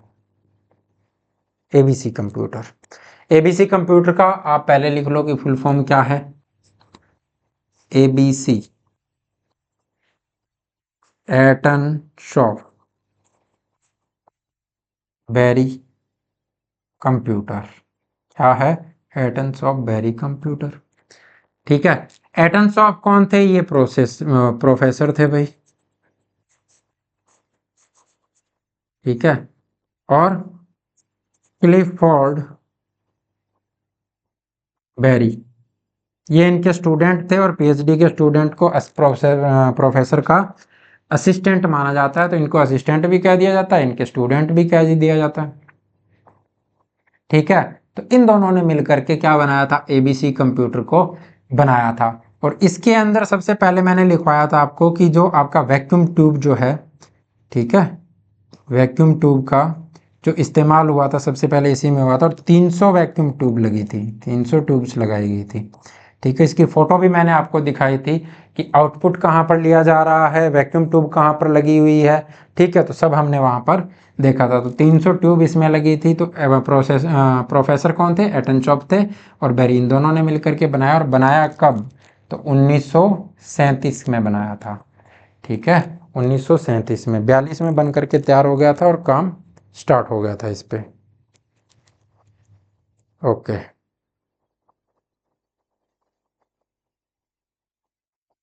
1937 से 42 में बन के तैयार हो गया, बहुत बढ़िया, बहुत बढ़िया, ठीक है। चलो, एक बात और भी लिखी है किसी ने। इलेक्ट्रॉनिक डिजिटल कंप्यूटर है, बहुत बढ़िया, शानदार। टॉम एंड जेरी, बहुत बढ़िया। डाटा का अर्थ क्या है? अब आ जाओ भाई डाटा वाले पोर्शन पे। कच्चा तथ्य एवं संख्याएं हैं, प्रोसेस की हुई सूचना है, केवल चित्र हैं, केवल पाठ्य हैं, क्या है? तो डाटा क्या होता है? तो जब हमने कंप्यूटर की डेफिनेशन लिखी थी बच्चे, कंप्यूटर की डेफिनेशन में हमने क्या लिखा था कि कंप्यूटर एक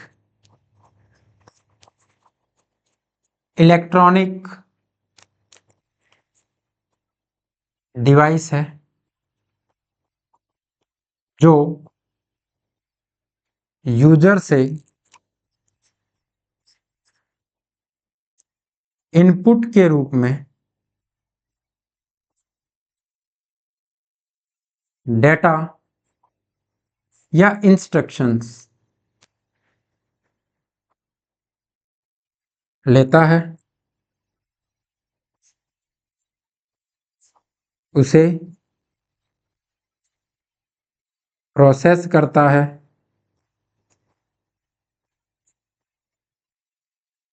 वह आउटपुट के रूप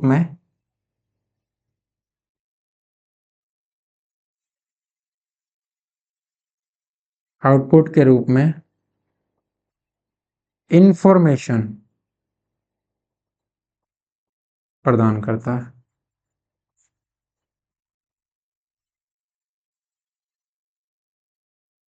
तो एक एक वर्ड का यहाँ पर मैंने मतलब समझाया था आपको कि इलेक्ट्रॉनिक्स क्या होता है, इलेक्ट्रॉनिक मशीन कौन सी होती है, इलेक्ट्रॉनिक डिवाइस कौन सी होती है, इनपुट का क्या मतलब है, यहाँ पर यूजर का क्या मतलब है, डेटा किसको कहते हैं, इंस्ट्रक्शंस किसको कहते हैं, ठीक है, प्रोसेस कैसे करता है और किसको कहते हैं, ठीक है, आउटपुट कौन सी होगी, आउटपुट कैसे करेगा, और इंफॉर्मेशन को आप क्या कहोगे, क्या होती है इंफॉर्मेशन? तो इलेक्ट्रॉनिक का मतलब होता है a device that have the power of, निर्णय लेने की क्षमता, यानी पावर ऑफ क्या होगा आपका, निर्णय को इंग्लिश में क्या कहेंगे, माइंड से स्लिप हो गया बताओ, ठीक है, ऐसी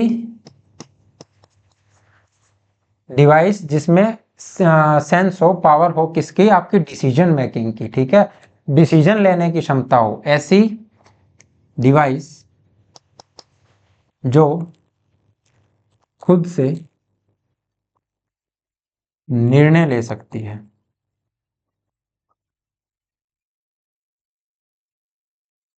ए मशीन और device that have the power of decision, ठीक है, ऐसी मशीन जिसके अंदर डिसीजन लेने की क्षमता आपकी हो। ओके, वेरी गुड, सब कुछ लिख दिया यहाँ। ऐसी जानकारी जिसका कोई अर्थ नहीं होता वो डाटा होता है, यानी कच्चे तथ्य एवं संख्याएं आपकी डाटा होंगी, ठीक है। इससे अगला क्वेश्चन, ये जो पूरी डेफिनेशन लिखी है इसको मैंने पूरा अच्छे तरह से इंट्रोडक्शन ऑफ कंप्यूटर में आपको समझाया था। मशीन लैंग्वेज को हम और किस नाम से जानते हैं बताओ, दूसरा नाम क्या होगा मशीन लैंग्वेज का? प्रॉपर मशीन लैंग्वेज का ही दूसरा नाम इसने पूछा है, ठीक है। तो यहाँ पर लिखा हुआ है आपका लो लेवल लैंग्वेज बोलते हैं, हाई लेवल लैंग्वेज बोलते हैं, बाइनरी लैंग्वेज बोलते हैं, असेंबली लैंग्वेज बोलते हैं। असेंबली लैंग्वेज सेकंड में, high level language third fourth fifth में, लो लेवल लैंग्वेज फर्स्ट और सेकंड में यूज हुई थी। तो बाइनरी लैंग्वेज जो होती है 0 और 1, इसी को कहते हैं मशीन लैंग्वेज, ठीक है। बाइनरी लैंग्वेज को मशीन लैंग्वेज कहोगे। जब डाटा को संशोधित किया जाता है तो क्या प्राप्त हो जाता है, ठीक है, डाटा को संशोधित कर दिया जाए, यानी संशोधित का मतलब यहाँ पर क्या है, प्रोसेस कर दिया जाता है, तो इंफॉर्मेशन मिलेगी, नॉलेज मिलेगी, फाइल मिलेगी, मेमोरी मिलेगी, क्या मिलेगी भाई बताओ? पूरे क्वेश्चन के ऑप्शन पढ़ लिया करो तुम, फिर एग्जाम में वही एक दो क्वेश्चन वही गलत होते हैं और उन्हीं से सिलेक्शन रह जाता है बच्चे, तो ऑप्शन पूरे पढ़ा करो। जिसने बाइनरी पढ़ा उसने बाइनरी लिखा, जिसने लो लेवल लैंग्वेज तक ही पढ़ा जल्दी से लिख दिया लो लेवल लैंग्वेज।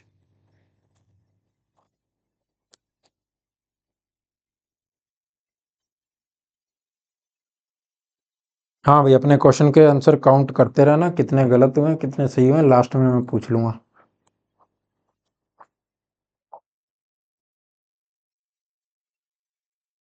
ठीक है, चलो। तो डाटा आपको पता है कि इनपुट के रूप में आप क्या दोगे, डाटा या फिर इंस्ट्रक्शंस, ठीक है। उसको क्या किया जाएगा, प्रोसेस, ठीक है, और प्रोसेस्ड डाटा जो मिलेगा आउटपुट के रूप में वो क्या मिलेगी आपको, इंफॉर्मेशन, ठीक है। तो इनका कुछ मतलब होता है और इनका कोई मतलब नहीं होता है। तो इंफॉर्मेशन जो सूचना है, सूचना का कुछ ना कुछ मतलब रहेगा ना, आप किसी को जाकर के सूचना देते हो यानी उसका उससे कोई ना कोई लिंक है ना, तभी आप जाकर के उस इंसान को सूचना दे रहे हो, यानी उस सूचना से उसको कोई ना कोई इफेक्ट पड़ना है। ठीक है, तो यानी उसका कुछ ना कुछ मतलब है। डाटा कुछ भी हो सकता है, किसी का नाम हो गया, कोई नंबर हो गया, कुछ भी हो सकता है डाटा। ठीक है, लेकिन नाम लिख दिया, नंबर लिख दिया, वो नंबर उसका रोल नंबर है, उसका मोबाइल नंबर लिख दिया, वो आपका क्या है, वो एक डिटेल जो हो गई उस इंसान की, वो आपकी इंफॉर्मेशन हो जाती है।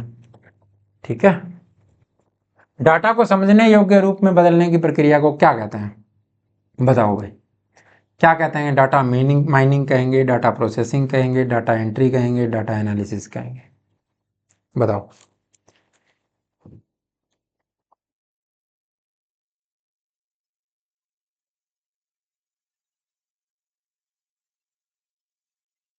टॉम एंड जेरी तुम्हारे सब सही हैं, तुम्हें गिनने की जरूरत नहीं है। जिसने लाइक नहीं किया है लाइक कर दो भाई एक बार।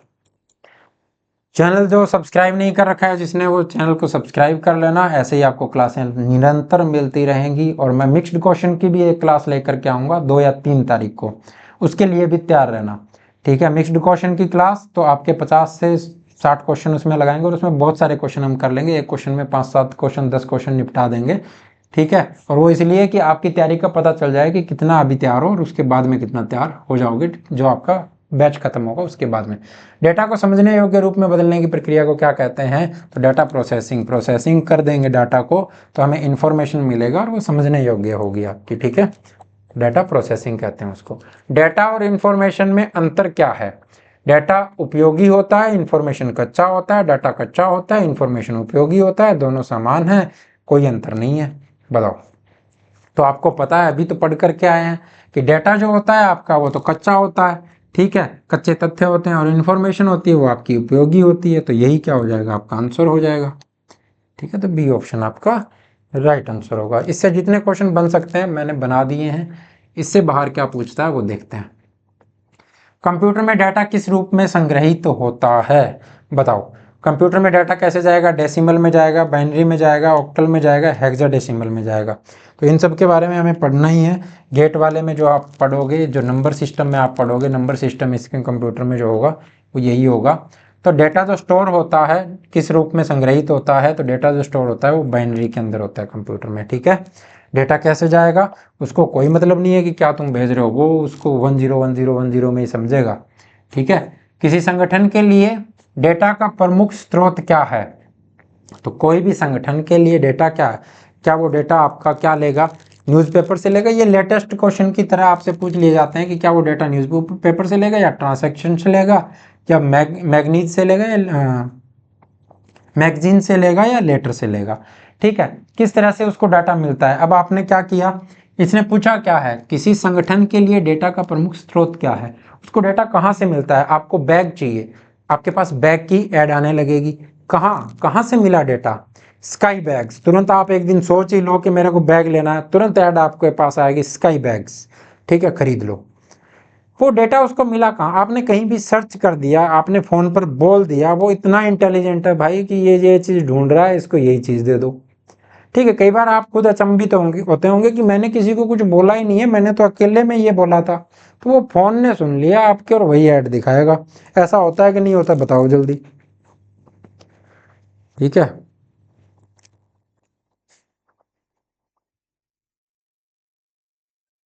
बी आंसर, बहुत बढ़िया। तो कहाँ से मिलेगा, ट्रांजैक्शन से। अब वो न्यूज़पेपर से कितना डेटा लेगा उसको नहीं पता कुछ भी, मैगजीन से कितना डेटा लेगा, लेटर से कितना डेटा लेगा, जो ट्रांजैक्शन आप करते हो, आपने कोई चीज़ खरीदी यानी इस चीज़ के बारे, इस चीज़ के अंदर ये इंटरेस्टेड है, उसी से रिलेटेड आपको चीज़ें दिखाने लगेगा। ठीक है, चलो, बी आंसर, बहुत बढ़िया। डेटा को श्रेणियों में बांटने की प्रक्रिया क्या कहलाती है, बताओ। सॉर्टिंग कहलाएगी, फिल्टरिंग कहलाएगी, क्लासिफिकेशन कहलाएगी, प्रोसेसिंग कहलाएगी, बताओ। तो क्लासिफिकेशन ऑफ डेटा, वर्गीकरण कर देते हैं ना डेटा का। बहुत अच्छे, बहुत अच्छे, ट्रांजैक्शन जिन्होंने आंसर दिया। क्लासिफिकेशन ऑफ डेटा, डेटा का वर्गीकरण। ठीक है, तो टाइप ऑफ डेटा में हमने क्या पढ़ा, टाइप ऑफ डेटा में पहले हमने 6 टाइप लिखे। पहला कौन सा है आपका, न्यूमेरिक डेटा। दूसरा हमने लिखा अल्फाबेटिक डेटा। ठीक है, न्यूमेरिक डेटा कौन सा होता है, 0 से 9 वाला आपका जो डेटा होगा, 0 से 9 नंबर होंगे, जिसमें अल्फाबेटिक कौन सा होगा, A to Z वाला, A to Z वाला। ठीक है, तीसरा alpha numeric, alpha numeric data. ठीक है, जिसमें दोनों होंगे, 0 से 9 A to Z होंगे। ठीक है, उसके बाद में आपने लिखा था सिंबॉलिक डाटा।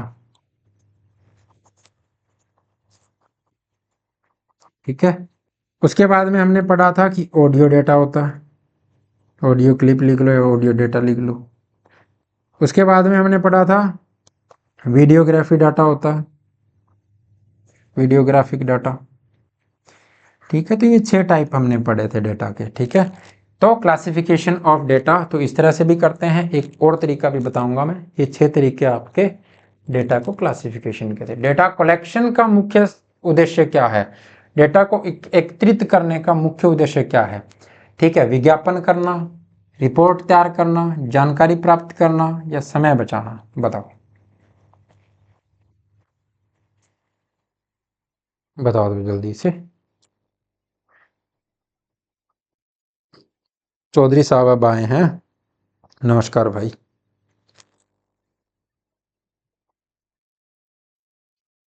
बहुत बढ़िया बच्चे।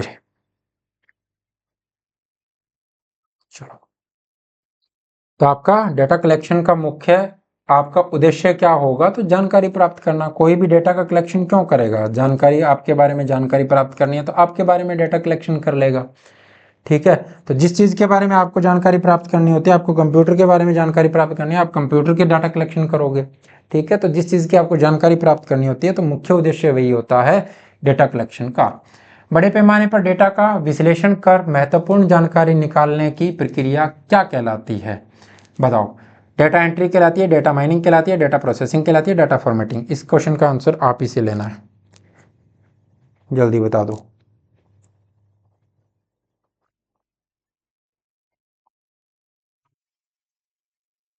विक्रम, जानकारी प्राप्त करना, बहुत बढ़िया भाई, बागी पोहल। चलो, डाटा फॉर्मेटिंग बच्चों, ये ना मैंने नहीं बताया, इसीलिए ये क्वेश्चन डाला। बच्चे, जो चीज़ आपकी रह जाएगी वो कहीं ना कहीं आपको जरूर कवर होगी, तो आप सब चीज़ें ध्यान से चीज़ों को पढ़ें। डेटा एंट्री तो डेटा को एंटर करना। डेटा प्रोसेसिंग, डेटा प्रोसेसिंग क्या है, डेटा प्रोसेसिंग तो हमने पढ़ा ना कि कंप्यूटर में प्रोसेस करके इंफॉर्मेशन में बदल देना। डेटा फॉर्मेटिंग तो उसको फॉर्मेट में लगाना। फॉर्मेटिंग क्या है, फॉर्मेट में लगाना। लेकिन ये काम करने के लिए क्या करना पड़ता है, डेटा माइनिंग। क्या कह रहा है, बड़े पैमाने पर डेटा का विश्लेषण कर महत्वपूर्ण जानकारी निकालने की प्रक्रिया को क्या कहा जाता है, बड़े पैमाने पर खोद करके कोयला निकालने की प्रक्रिया को माइनिंग कहा जाता है। तो बड़े पैमाने पर आपको महत्वपूर्ण जानकारी निकालनी है, बहुत सारा डेटा है, उसमें से खोद करके कुछ अच्छा निकालना है, तो वो क्या कहलाएगा, आपका डेटा माइनिंग कहलाएगा। समझ में आई बात। तो सोच लेना है, एग्जाम में अगर कोई नया क्वेश्चन आ जाए थोड़ा सा जोर भी देना है दिमाग पे कि पूछना क्या चाह रहा है। डेटा को संग्रहित करने की सबसे छोटी इकाई क्या है, बताओ। 1 निबल 4 बिट, याद रखना। ठीक है, 1 बाइट 8 बिट। अब अगर 1 निबल 4 बिट के बराबर है तो 1 बाइट किसके बराबर होगा, 2 निबल के। ठीक है, ये भी लिख सकते हैं। अब वर्ड, तो वर्ड में आपको इसमें कुछ नहीं पढ़ा हमने ऐसा। ठीक है, बिट तो सबसे छोटी इकाई, वही पूछिए कि सबसे छोटी इकाई, तो यही आपका आंसर होगा। अब बिट को लिखते हैं छोटे बी से, स्मॉल बी से लिखेंगे। ठीक है, स्मॉल बी से, ये भी आपको मैंने लिखवाया था। बाइट को जी लिखेंगे आप कैपिटल से लिखेंगे, कैपिटल बी से। ठीक है, क्यों लिखवाया था, क्योंकि ये भी इंपॉर्टेंट हो जाता है, आपको स्पीड बताई जाती है। अब जैसे वाईफाई की स्पीड बता दी आपको 200 Mbps, आप खुश हो जाओगे कि 200 MB पर सेकंड डाउनलोड करेगा, नहीं करेगा बच्चे। वो कह रहा है 200 MBPS, उस MBPS के आगे बी जो लिखा हुआ है वो छोटा लिखा हुआ है, बड़ा लिखना है तो अब मैं क्या लिखूंगा 25 MBPS।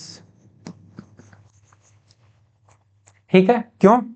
क्योंकि अगर आपको बड़े वाले बी में जाना है तो एक बिट जो है वो किसके, एक बाइट जो है वो 8 बिट के बराबर होगी, 8 से भाग कर दूंगा, 25 8 200 होता है, तो 25 MBPS। अब बड़ा लिख सकते हो, यानी ये 25 MB जो है अब आपका डाटा करेगा डाउनलोड। ठीक है, 200 MBPS, इस MBPS का मतलब है मेगाबाइट पर सेकेंड। ठीक है, वो करेगा। आई बात समझ में? Okay okay, bit bit bit bit bit जिन्होंने आंसर दिया बहुत बढ़िया बात है। पैन कार्ड नंबर किस प्रकार का डेटा है? अभी मैंने कितने प्रकार लिखा है, 6 प्रकार लिखा है डेटा के, कौन कौन से लिखा है तो वो आपको पता ही है, इसमें से 2 ही हैं वो तो, है ना। तो इन दोनों ऑप्शन को तो आप वैसे ही हटा दोगे। 6 तरह का होता है डेटा, तो इन दोनों में से आपको बताना है कौन सा होता है। पहले तो आपको पता होना चाहिए पैन कार्ड के ऊपर पैन कार्ड नंबर जो होता है वो होता कैसा है। ठीक है,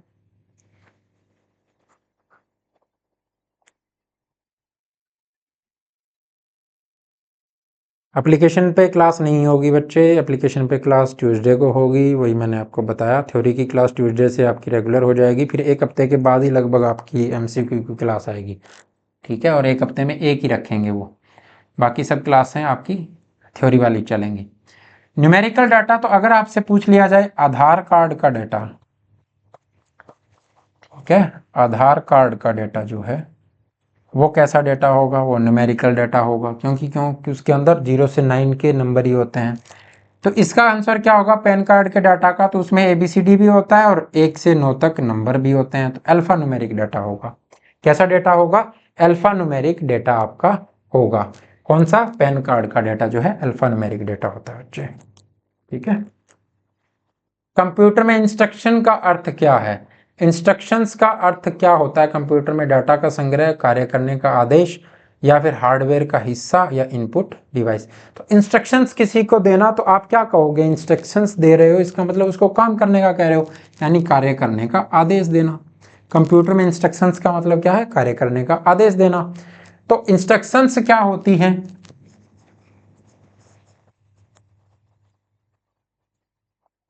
यानी जो डाटा आपको दिया है, आपने दिया है कंप्यूटर को, वो आपकी इंस्ट्रक्शंस है, यानी इंस्ट्रक्शंस क्या हो जाएगी? इनपुट हो जाएगी। ठीक है, और इंस्ट्रक्शंस क्या किसका सेट होती हैं? तो ये सेट ऑफ कमांड होती हैं बच्चे, set of commands. Set of commands को आप क्या कहोगे? इंस्ट्रक्शन कहोगे, यानी आदेशों का समूह। किसको? आदेशों का, आदेशों का समूह।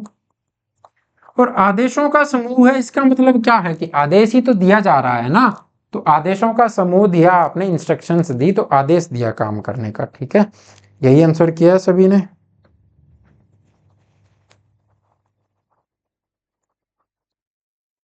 Okay, alpha numeric. चलो चलते हैं आगे।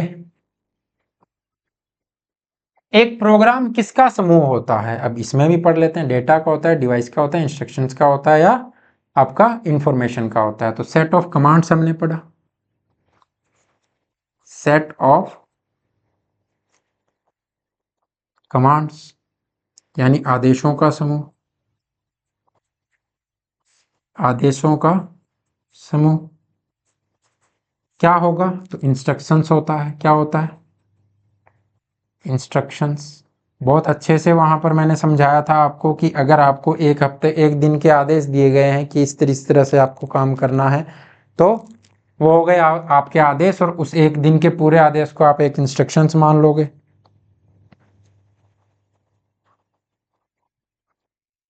ठीक है, वेरी गुड, आंसर आ गया है इसका बच्चे, बहुत अच्छे। ठीक है, अब क्या है, अब इससे आगे मैं लिखवा देता हूं, आंसर आपने कर ही दिया है। प्रोग्राम किसका समूह होता है? तो बच्चे अब क्या कहेंगे? सेट ऑफ जो इंस्ट्रक्शंस होगा, सेट ऑफ इंस्ट्रक्शंस यानी आदेश, इसका निर्देशों का समूह। निर्देशों का समूह, उसको क्या कहोगे? वो बन जाता है आपका प्रोग्राम। यानी एक हफ्ते में जितने भी आपको निर्देश दिए गए, 7 दिन के आपको निर्देश दिए गए, तो वो क्या बन गया, आपका एक हफ्ते का प्रोग्राम बन गया। अब क्या करोगे, अब अगर आपने लिखा सेट ऑफ प्रोग्राम, ठीक है, सेट ऑफ प्रोग्राम्स क्या हो जाएगा, तो सेट ऑफ प्रोग्राम्स को आप कहोगे सॉफ्टवेयर। ठीक है, सेट ऑफ प्रोग्राम्स आपका क्या हो जाता है, सॉफ्टवेयर। और सॉफ्टवेयर क्या होता है, एक होता है हार्डवेयर, एक होता है सॉफ्टवेयर। हार्डवेयर जिसको आप टच कर सकते हो, फिजिकली देख सकते हो, वो होता है हार्डवेयर। लेकिन सॉफ्टवेयर जिसको आप देख तो सकते हो लेकिन टच नहीं कर सकते, वो होता है आपका सॉफ्टवेयर। ठीक है, और इन दोनों को ऑपरेट कराने के लिए ऑपरेटिंग सिस्टम होता है, वो हार्डवेयर और सॉफ्टवेयर के बीच में आपका काम करता है। सीपीयू किसे समझकर कार्य करता है, ठीक है, किसको समझ करके कार्य करेगा, आउटपुट, डेटा, इंफॉर्मेशन या इंस्ट्रक्शन। ठीक है, बताओ। सॉफ्टवेयर, वेरी गुड, बहुत अच्छे। सब साथ के साथ दे दनादन आंसर कर रहे हैं।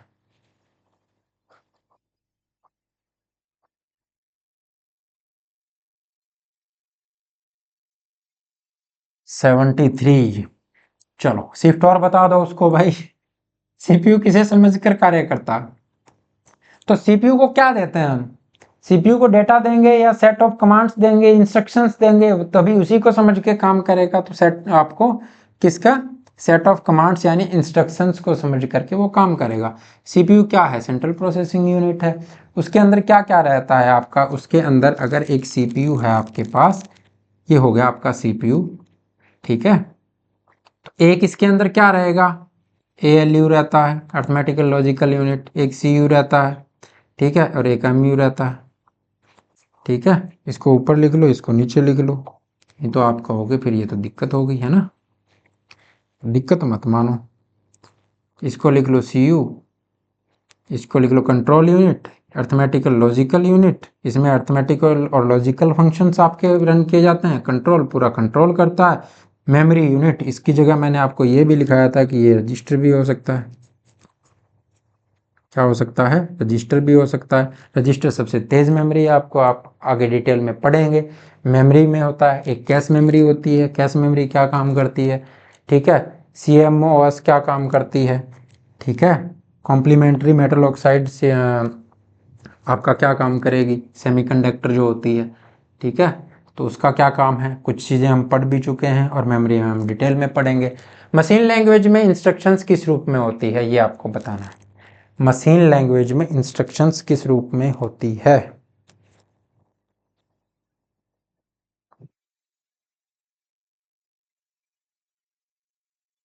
कोई दिक्कत नहीं है बच्चे। मोहित, मशीन लैंग्वेज में इंस्ट्रक्शंस, तो इंस्ट्रक्शंस क्या है, इनपुट। इनपुट मशीन लैंग्वेज में किस रूप में दी जाती है, बाइनरी रूप में दी जाती है भाई। ठीक है, तो आपकी क्या हो जाएगी, बाइनरी हो जाएगी। इंस्ट्रक्शंस क्या हो जाएंगी, बाइनरी हो जाएंगी। किसी इंस्ट्रक्शन को निष्पादित करने की प्रक्रिया को क्या कहा जाता है, ठीक है, एग्जीक्यूट करने की प्रक्रिया को आप क्या कहोगे। इंस्ट्रक्शन को अब एग्जीक्यूट करना है तो कौन करेगा, कौन करता है, यही पूछा है ना, कौन करता है, एग्जीक्यूट कौन करेगा, एएलयू करेगा, तो एएलयू का काम मैंने बता रखा है। सीयू करेगा तो उसका भी काम बता रखा है। इनपुट डिवाइस, आउटपुट डिवाइस, सबका काम तो बता रखा है, तो इसका तो आंसर आप आराम से कर सकते हो। आउटपुट डिवाइस क्या करेगी, आउटपुट देगी, कौन कौन सी होती है, तो इनपुट आउटपुट का चैप्टर आउटपुट का रहता है, इनपुट डिवाइस का हमने कर दिया। प्रोसेसिंग डिवाइस हमारा स्टार्ट होगा नेक्स्ट क्लास में, प्रोसेसिंग डिवाइस, इनपुट डिवाइस हमने खत्म कर दिया। और आपका इंस्ट्रक्शंस ऑफ कंप्यूटर हो गया, हिस्ट्री ऑफ कंप्यूटर हो गया, टाइप ऑफ कंप्यूटर हो गया। उसके बाद में हमने पढ़ा हार्डवेयर, हार्डवेयर में क्या क्या होता है, उसके बाद में हमने स्टार्ट किया था इनपुट डिवाइसेस। ठीक है, तो वो भी कंप्लीट कर लिया। एएलयू तो अर्थमेटिकल लॉजिकल यूनिट, तो इसमें तो अर्थमेटिकल और लॉजिकल फंक्शन होंगे। ठीक है, कंट्रोल यूनिट तो यही तो करेगी कंट्रोल, तो आंसर क्या होगा, यही होगा। इंस्ट्रक्शन को निष्पादित एग्जीक्यूट करने का काम कौन करेगा, कंट्रोल करेगी। ठीक है, कंट्रोल यूनिट आपका करेगी।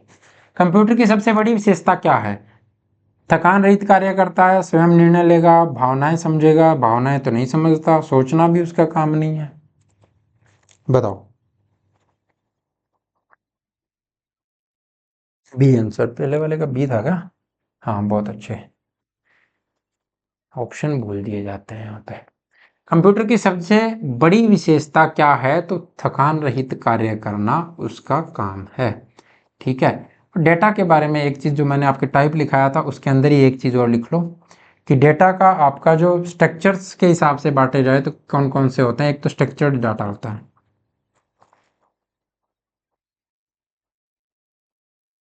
एक तो होता है स्ट्रक्चर्ड डाटा। ठीक है, वो भी 3 तरह का होता है। ठीक है, और एक होता है अनस्ट्रक्चर्ड डाटा, और एक होता है सेमी स्ट्रक्चर्ड डाटा।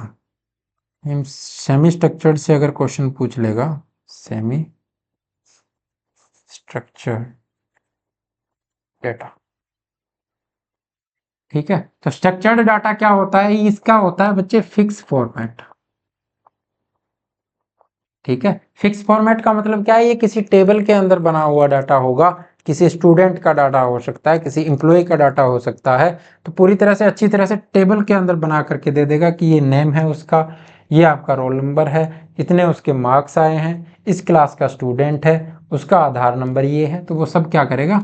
वो एक टेबल के अंदर बना देगा, यानी उसका फिक्स फॉर्मेट होता है, इसका कोई फिक्स फॉर्मेट नहीं होता।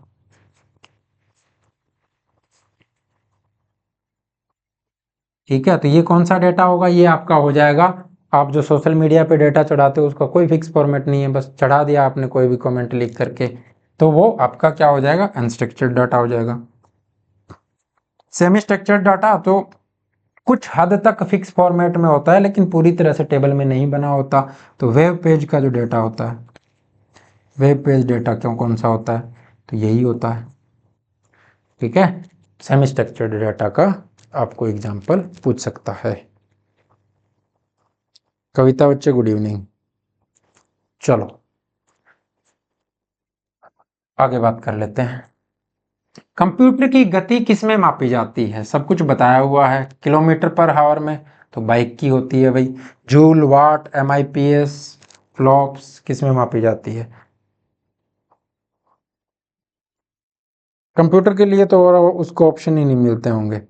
ठीक है, इसके अंदर क्या करेगा? इसके अंदर आपको ये कंप्यूटर की गति ना पूछ करके क्या कर लेगा? सुपर कंप्यूटर की गति किस में मापी जाती है, और फिर अलग अलग ऑप्शन दे देगा, आईपीएस, एमआईपीएस, फ्लॉप्स, या इनमें से कोई नहीं, इस तरह से दे देगा। तो अब कंप्यूटर की जो गति मापी जाती है इसके बारे में हम बात कर चुके हैं, और आज ही की वीडियो में बात की हमने एमआईपीएस और फ्लॉप्स। फ्लॉप्स वाला मैं कल भी बता चुका हूँ आपको, फ्लोटिंग पॉइंट्स ऑपरेशन पर सेकंड जो होता है वो इसकी फुल फॉर्म होती है। और जो आपका मापा जाता है वो किसकी स्पीड मापी जाती है? तो फ्लॉप्स जो है सुपर कंप्यूटर की, किसकी? सुपर कंप्यूटर की स्पीड को मापने के लिए हम फ्लॉप्स का यूज करते हैं, और एमआईपीएस तो ये कंप्यूटर की स्पीड को मापने के लिए। ठीक है, कंप्यूटर स्पीड। अभी मैंने बताया कि इसकी फुल फॉर्म क्या है, तो इसकी मेगा इंस्ट्रक्शंस पर सेकंड आपकी फुल फॉर्म होती है। ठीक है, बहुत अच्छे बच्चे, बी आंसर आ रहा है सभी का, बहुत बढ़िया, शानदार। चलो, कंप्यूटर की कौन सी विशेषता है जिसके कारण यह बार बार बिना गलती के कार्य कर सकता है? तो विशेषताएं मैंने आपको पढ़ाई थी फीचर्स ऑफ कंप्यूटर में, उसी में स्पीड पढ़ाया था, उसी में एक्यूरेसी पढ़ाई थी, वर्सेलिटी पढ़ाई थी। ठीक है, और ऑटोमेटिक है वो चीज़ें भी पढ़ाई थी, स्टोरेज के बारे में भी पढ़ाया था, सब पढ़ाया था। तो ये इसकी विशेषताएं यहाँ पर लिखी हुई है। डेलीगेंस है, यानी ये अच्छे से काम कर सकता है। ठीक है, धोखा नहीं देगा, ऑटोमेटिक चलता है। एक्यूरेसी ही आपका क्या हो जाएगी? शुद्धता ही क्या हो जाएगा? इसका आंसर हो जाएगा कि जिसके बार बार बिना गलती के काम कर सकता है। और एक इसके अंदर टर्म बताई थी मैंने, GIGO। ठीक है, गार्बेज इन गार्बेज आउट, यानी ये गलती करेगा तो किसकी वजह से करेगा? जो इनपुट दे रहा है जो व्यक्ति, उसने अगर गलत इनपुट दिया है तो वो फिर गलती करेगा। यानी अगर गार्बेज इन होगा तो आउट भी क्या होगा? गार्बेज होगा। यानी जैसी तुम इनपुट दोगे वैसी आउटपुट दे दूंगा, यानी जैसे को तैसा। ठीक है, तो इससे अपने आप से ये कोई गलती नहीं करता, अगर व्यक्ति कोई गलती करता है तो फिर ये आउटपुट गलत ही देगा। ठीक है, बी ऑप्शन, बहुत बढ़िया, शानदार भाई। चलो आगे। कंप्यूटर की कौन सी विशेषता है जिसमें यह विभिन्न प्रकार के कार्य जैसे अकाउंट्स, गेमिंग या डिजाइनिंग कर सकता है। ठीक है, तो ऑटोमेटिक है, एक्यूरेसी है, वर्सेटिलिटी है आपकी, और डिलीजेंस है। कौन सी है? ये चारों की डिटेल्स में आपको मैं समझा चुका हूं बिल्कुल अच्छे तरीके से। तो कौन सा होगा? तो इसका ही हिंदी होता है विभिन्नता। तो हिंदी में भी पढ़ लेना, लेकिन हिंदी में वो चालाक बन जाता है, वो इसी को हिंदी में लिख के दे देता है। विभिन्नता का इसका मतलब क्या है कि ये भिन्न भिन्न कार्य कर सकता है। यानी आपके घर के अंदर कंप्यूटर होगा, उसमें आप गेम भी खेल लेते हो, उसमें आप मूवी भी देख लेते हो, उसमें आप आपको कोई प्रोजेक्ट दिया है उसको भी आप बना लेते हो, उसमें आप क्लास भी देख लेते हो। ठीक है, उसमें आप अपनी फोटो को भी स्टोर करके रख सकते हो। यानी वो भिन्न भिन्न कार्य आपके कर सकता है। वर्सेटिलिटी आपकी क्या होगी इसकी? वो प्रकार होगा। चलो, कंप्यूटर किस प्रकार की मशीन है?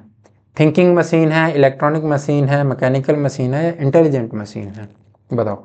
शुरुआत में ही मैंने आपको बता दिया था डेफिनेशन में कि ये किस तरह की आपकी मशीन है।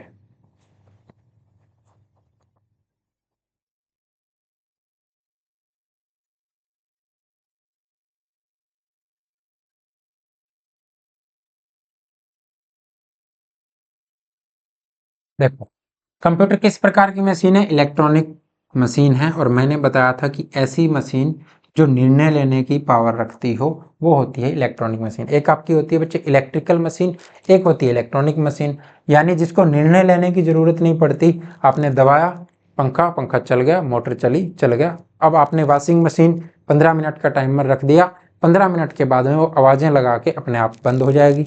यानी वो क्या है? आपकी इलेक्ट्रॉनिक मशीन है। पंखा क्या है? इलेक्ट्रिकल फैन है। ठीक है, तो ये आपकी इलेक्ट्रॉनिक मशीन है, शुरुआत में ही मैंने बता दिया था। तो ये था आपका अंतिम क्वेश्चन आज का। और एमसीक्यूज जो आपने पहला चैप्टर आपने पढ़ा है उसके सारे एमसीक्यूज हो चुके हैं। ठीक है, इसके बाद में अगर आएगा तो मिक्स के अंदर आएंगे क्वेश्चन, और वो क्वेश्चन जो बार बार रिपीट होते हैं वो हम वहां पर फिर से देखेंगे। तो टेंशन लेने की बिल्कुल ज़रूरत नहीं है। आपका बैच चल रहा है HSSC CET mains 2025 Sanjivani computer batch, computer theory batch है कंप्लीट। तो जो बच्चे इस बैच में पढ़ रहे हैं वो इस वीडियो को ख़त्म होने के बाद में कमेंट करके ज़रूर बताना कि कैसा चल रहा है अभी यहाँ पर माल मामला। ठीक है, आपको समझ में आ रही है चीज़ें, किस तरह से पढ़ा जा रहा है? तो आप अपने रिव्यू जरूर दे करके जाना, ताकि दूसरे बच्चों को प्रॉब्लम ना हो कि यहाँ पर हो क्या रहा है वो चीज़ जानने में।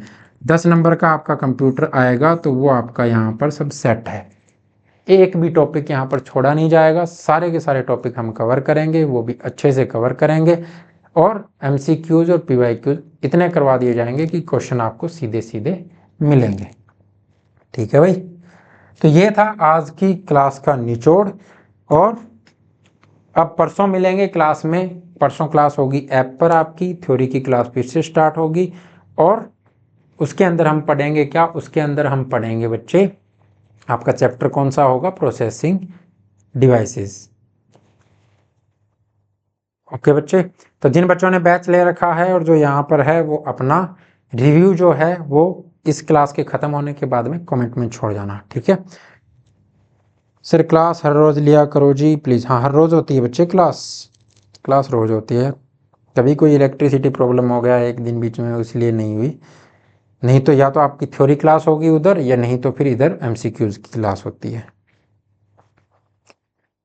चलो भाई, सर आपने थ्योरी अच्छे से करवाई, ओके। तो ये बात यहाँ पर नहीं वहाँ पर लिख देना, ठीक है, ताकि औरों को आसानी हो। मेरे को पता है, आपको पता है, हम तो साथ में मिलकर कर ही रहे हैं ना। दोनों साथ में मिलकर के चीज़ें, दोनों साथ में मिलकर के मेहनत कर रहे हैं। उस मेहनत का रंग जो आएगा वो बहुत जल्दी आएगा। ठीक है, कह रहा है इंडिया पाकिस्तान का मैच देखो, पढ़ लो ढंग से। ठीक है, उसका रिजल्ट पता चल जाएगा तुम्हें मैच खत्म होता ही। चलो भाई ठीक है, कल की क्लास में फिर मिलेंगे अच्छे क्वेश्चनों के साथ। अपना और अपनों का ख्याल रखिए। Okay, bye bye, take care. जय हिंद, जय भारत।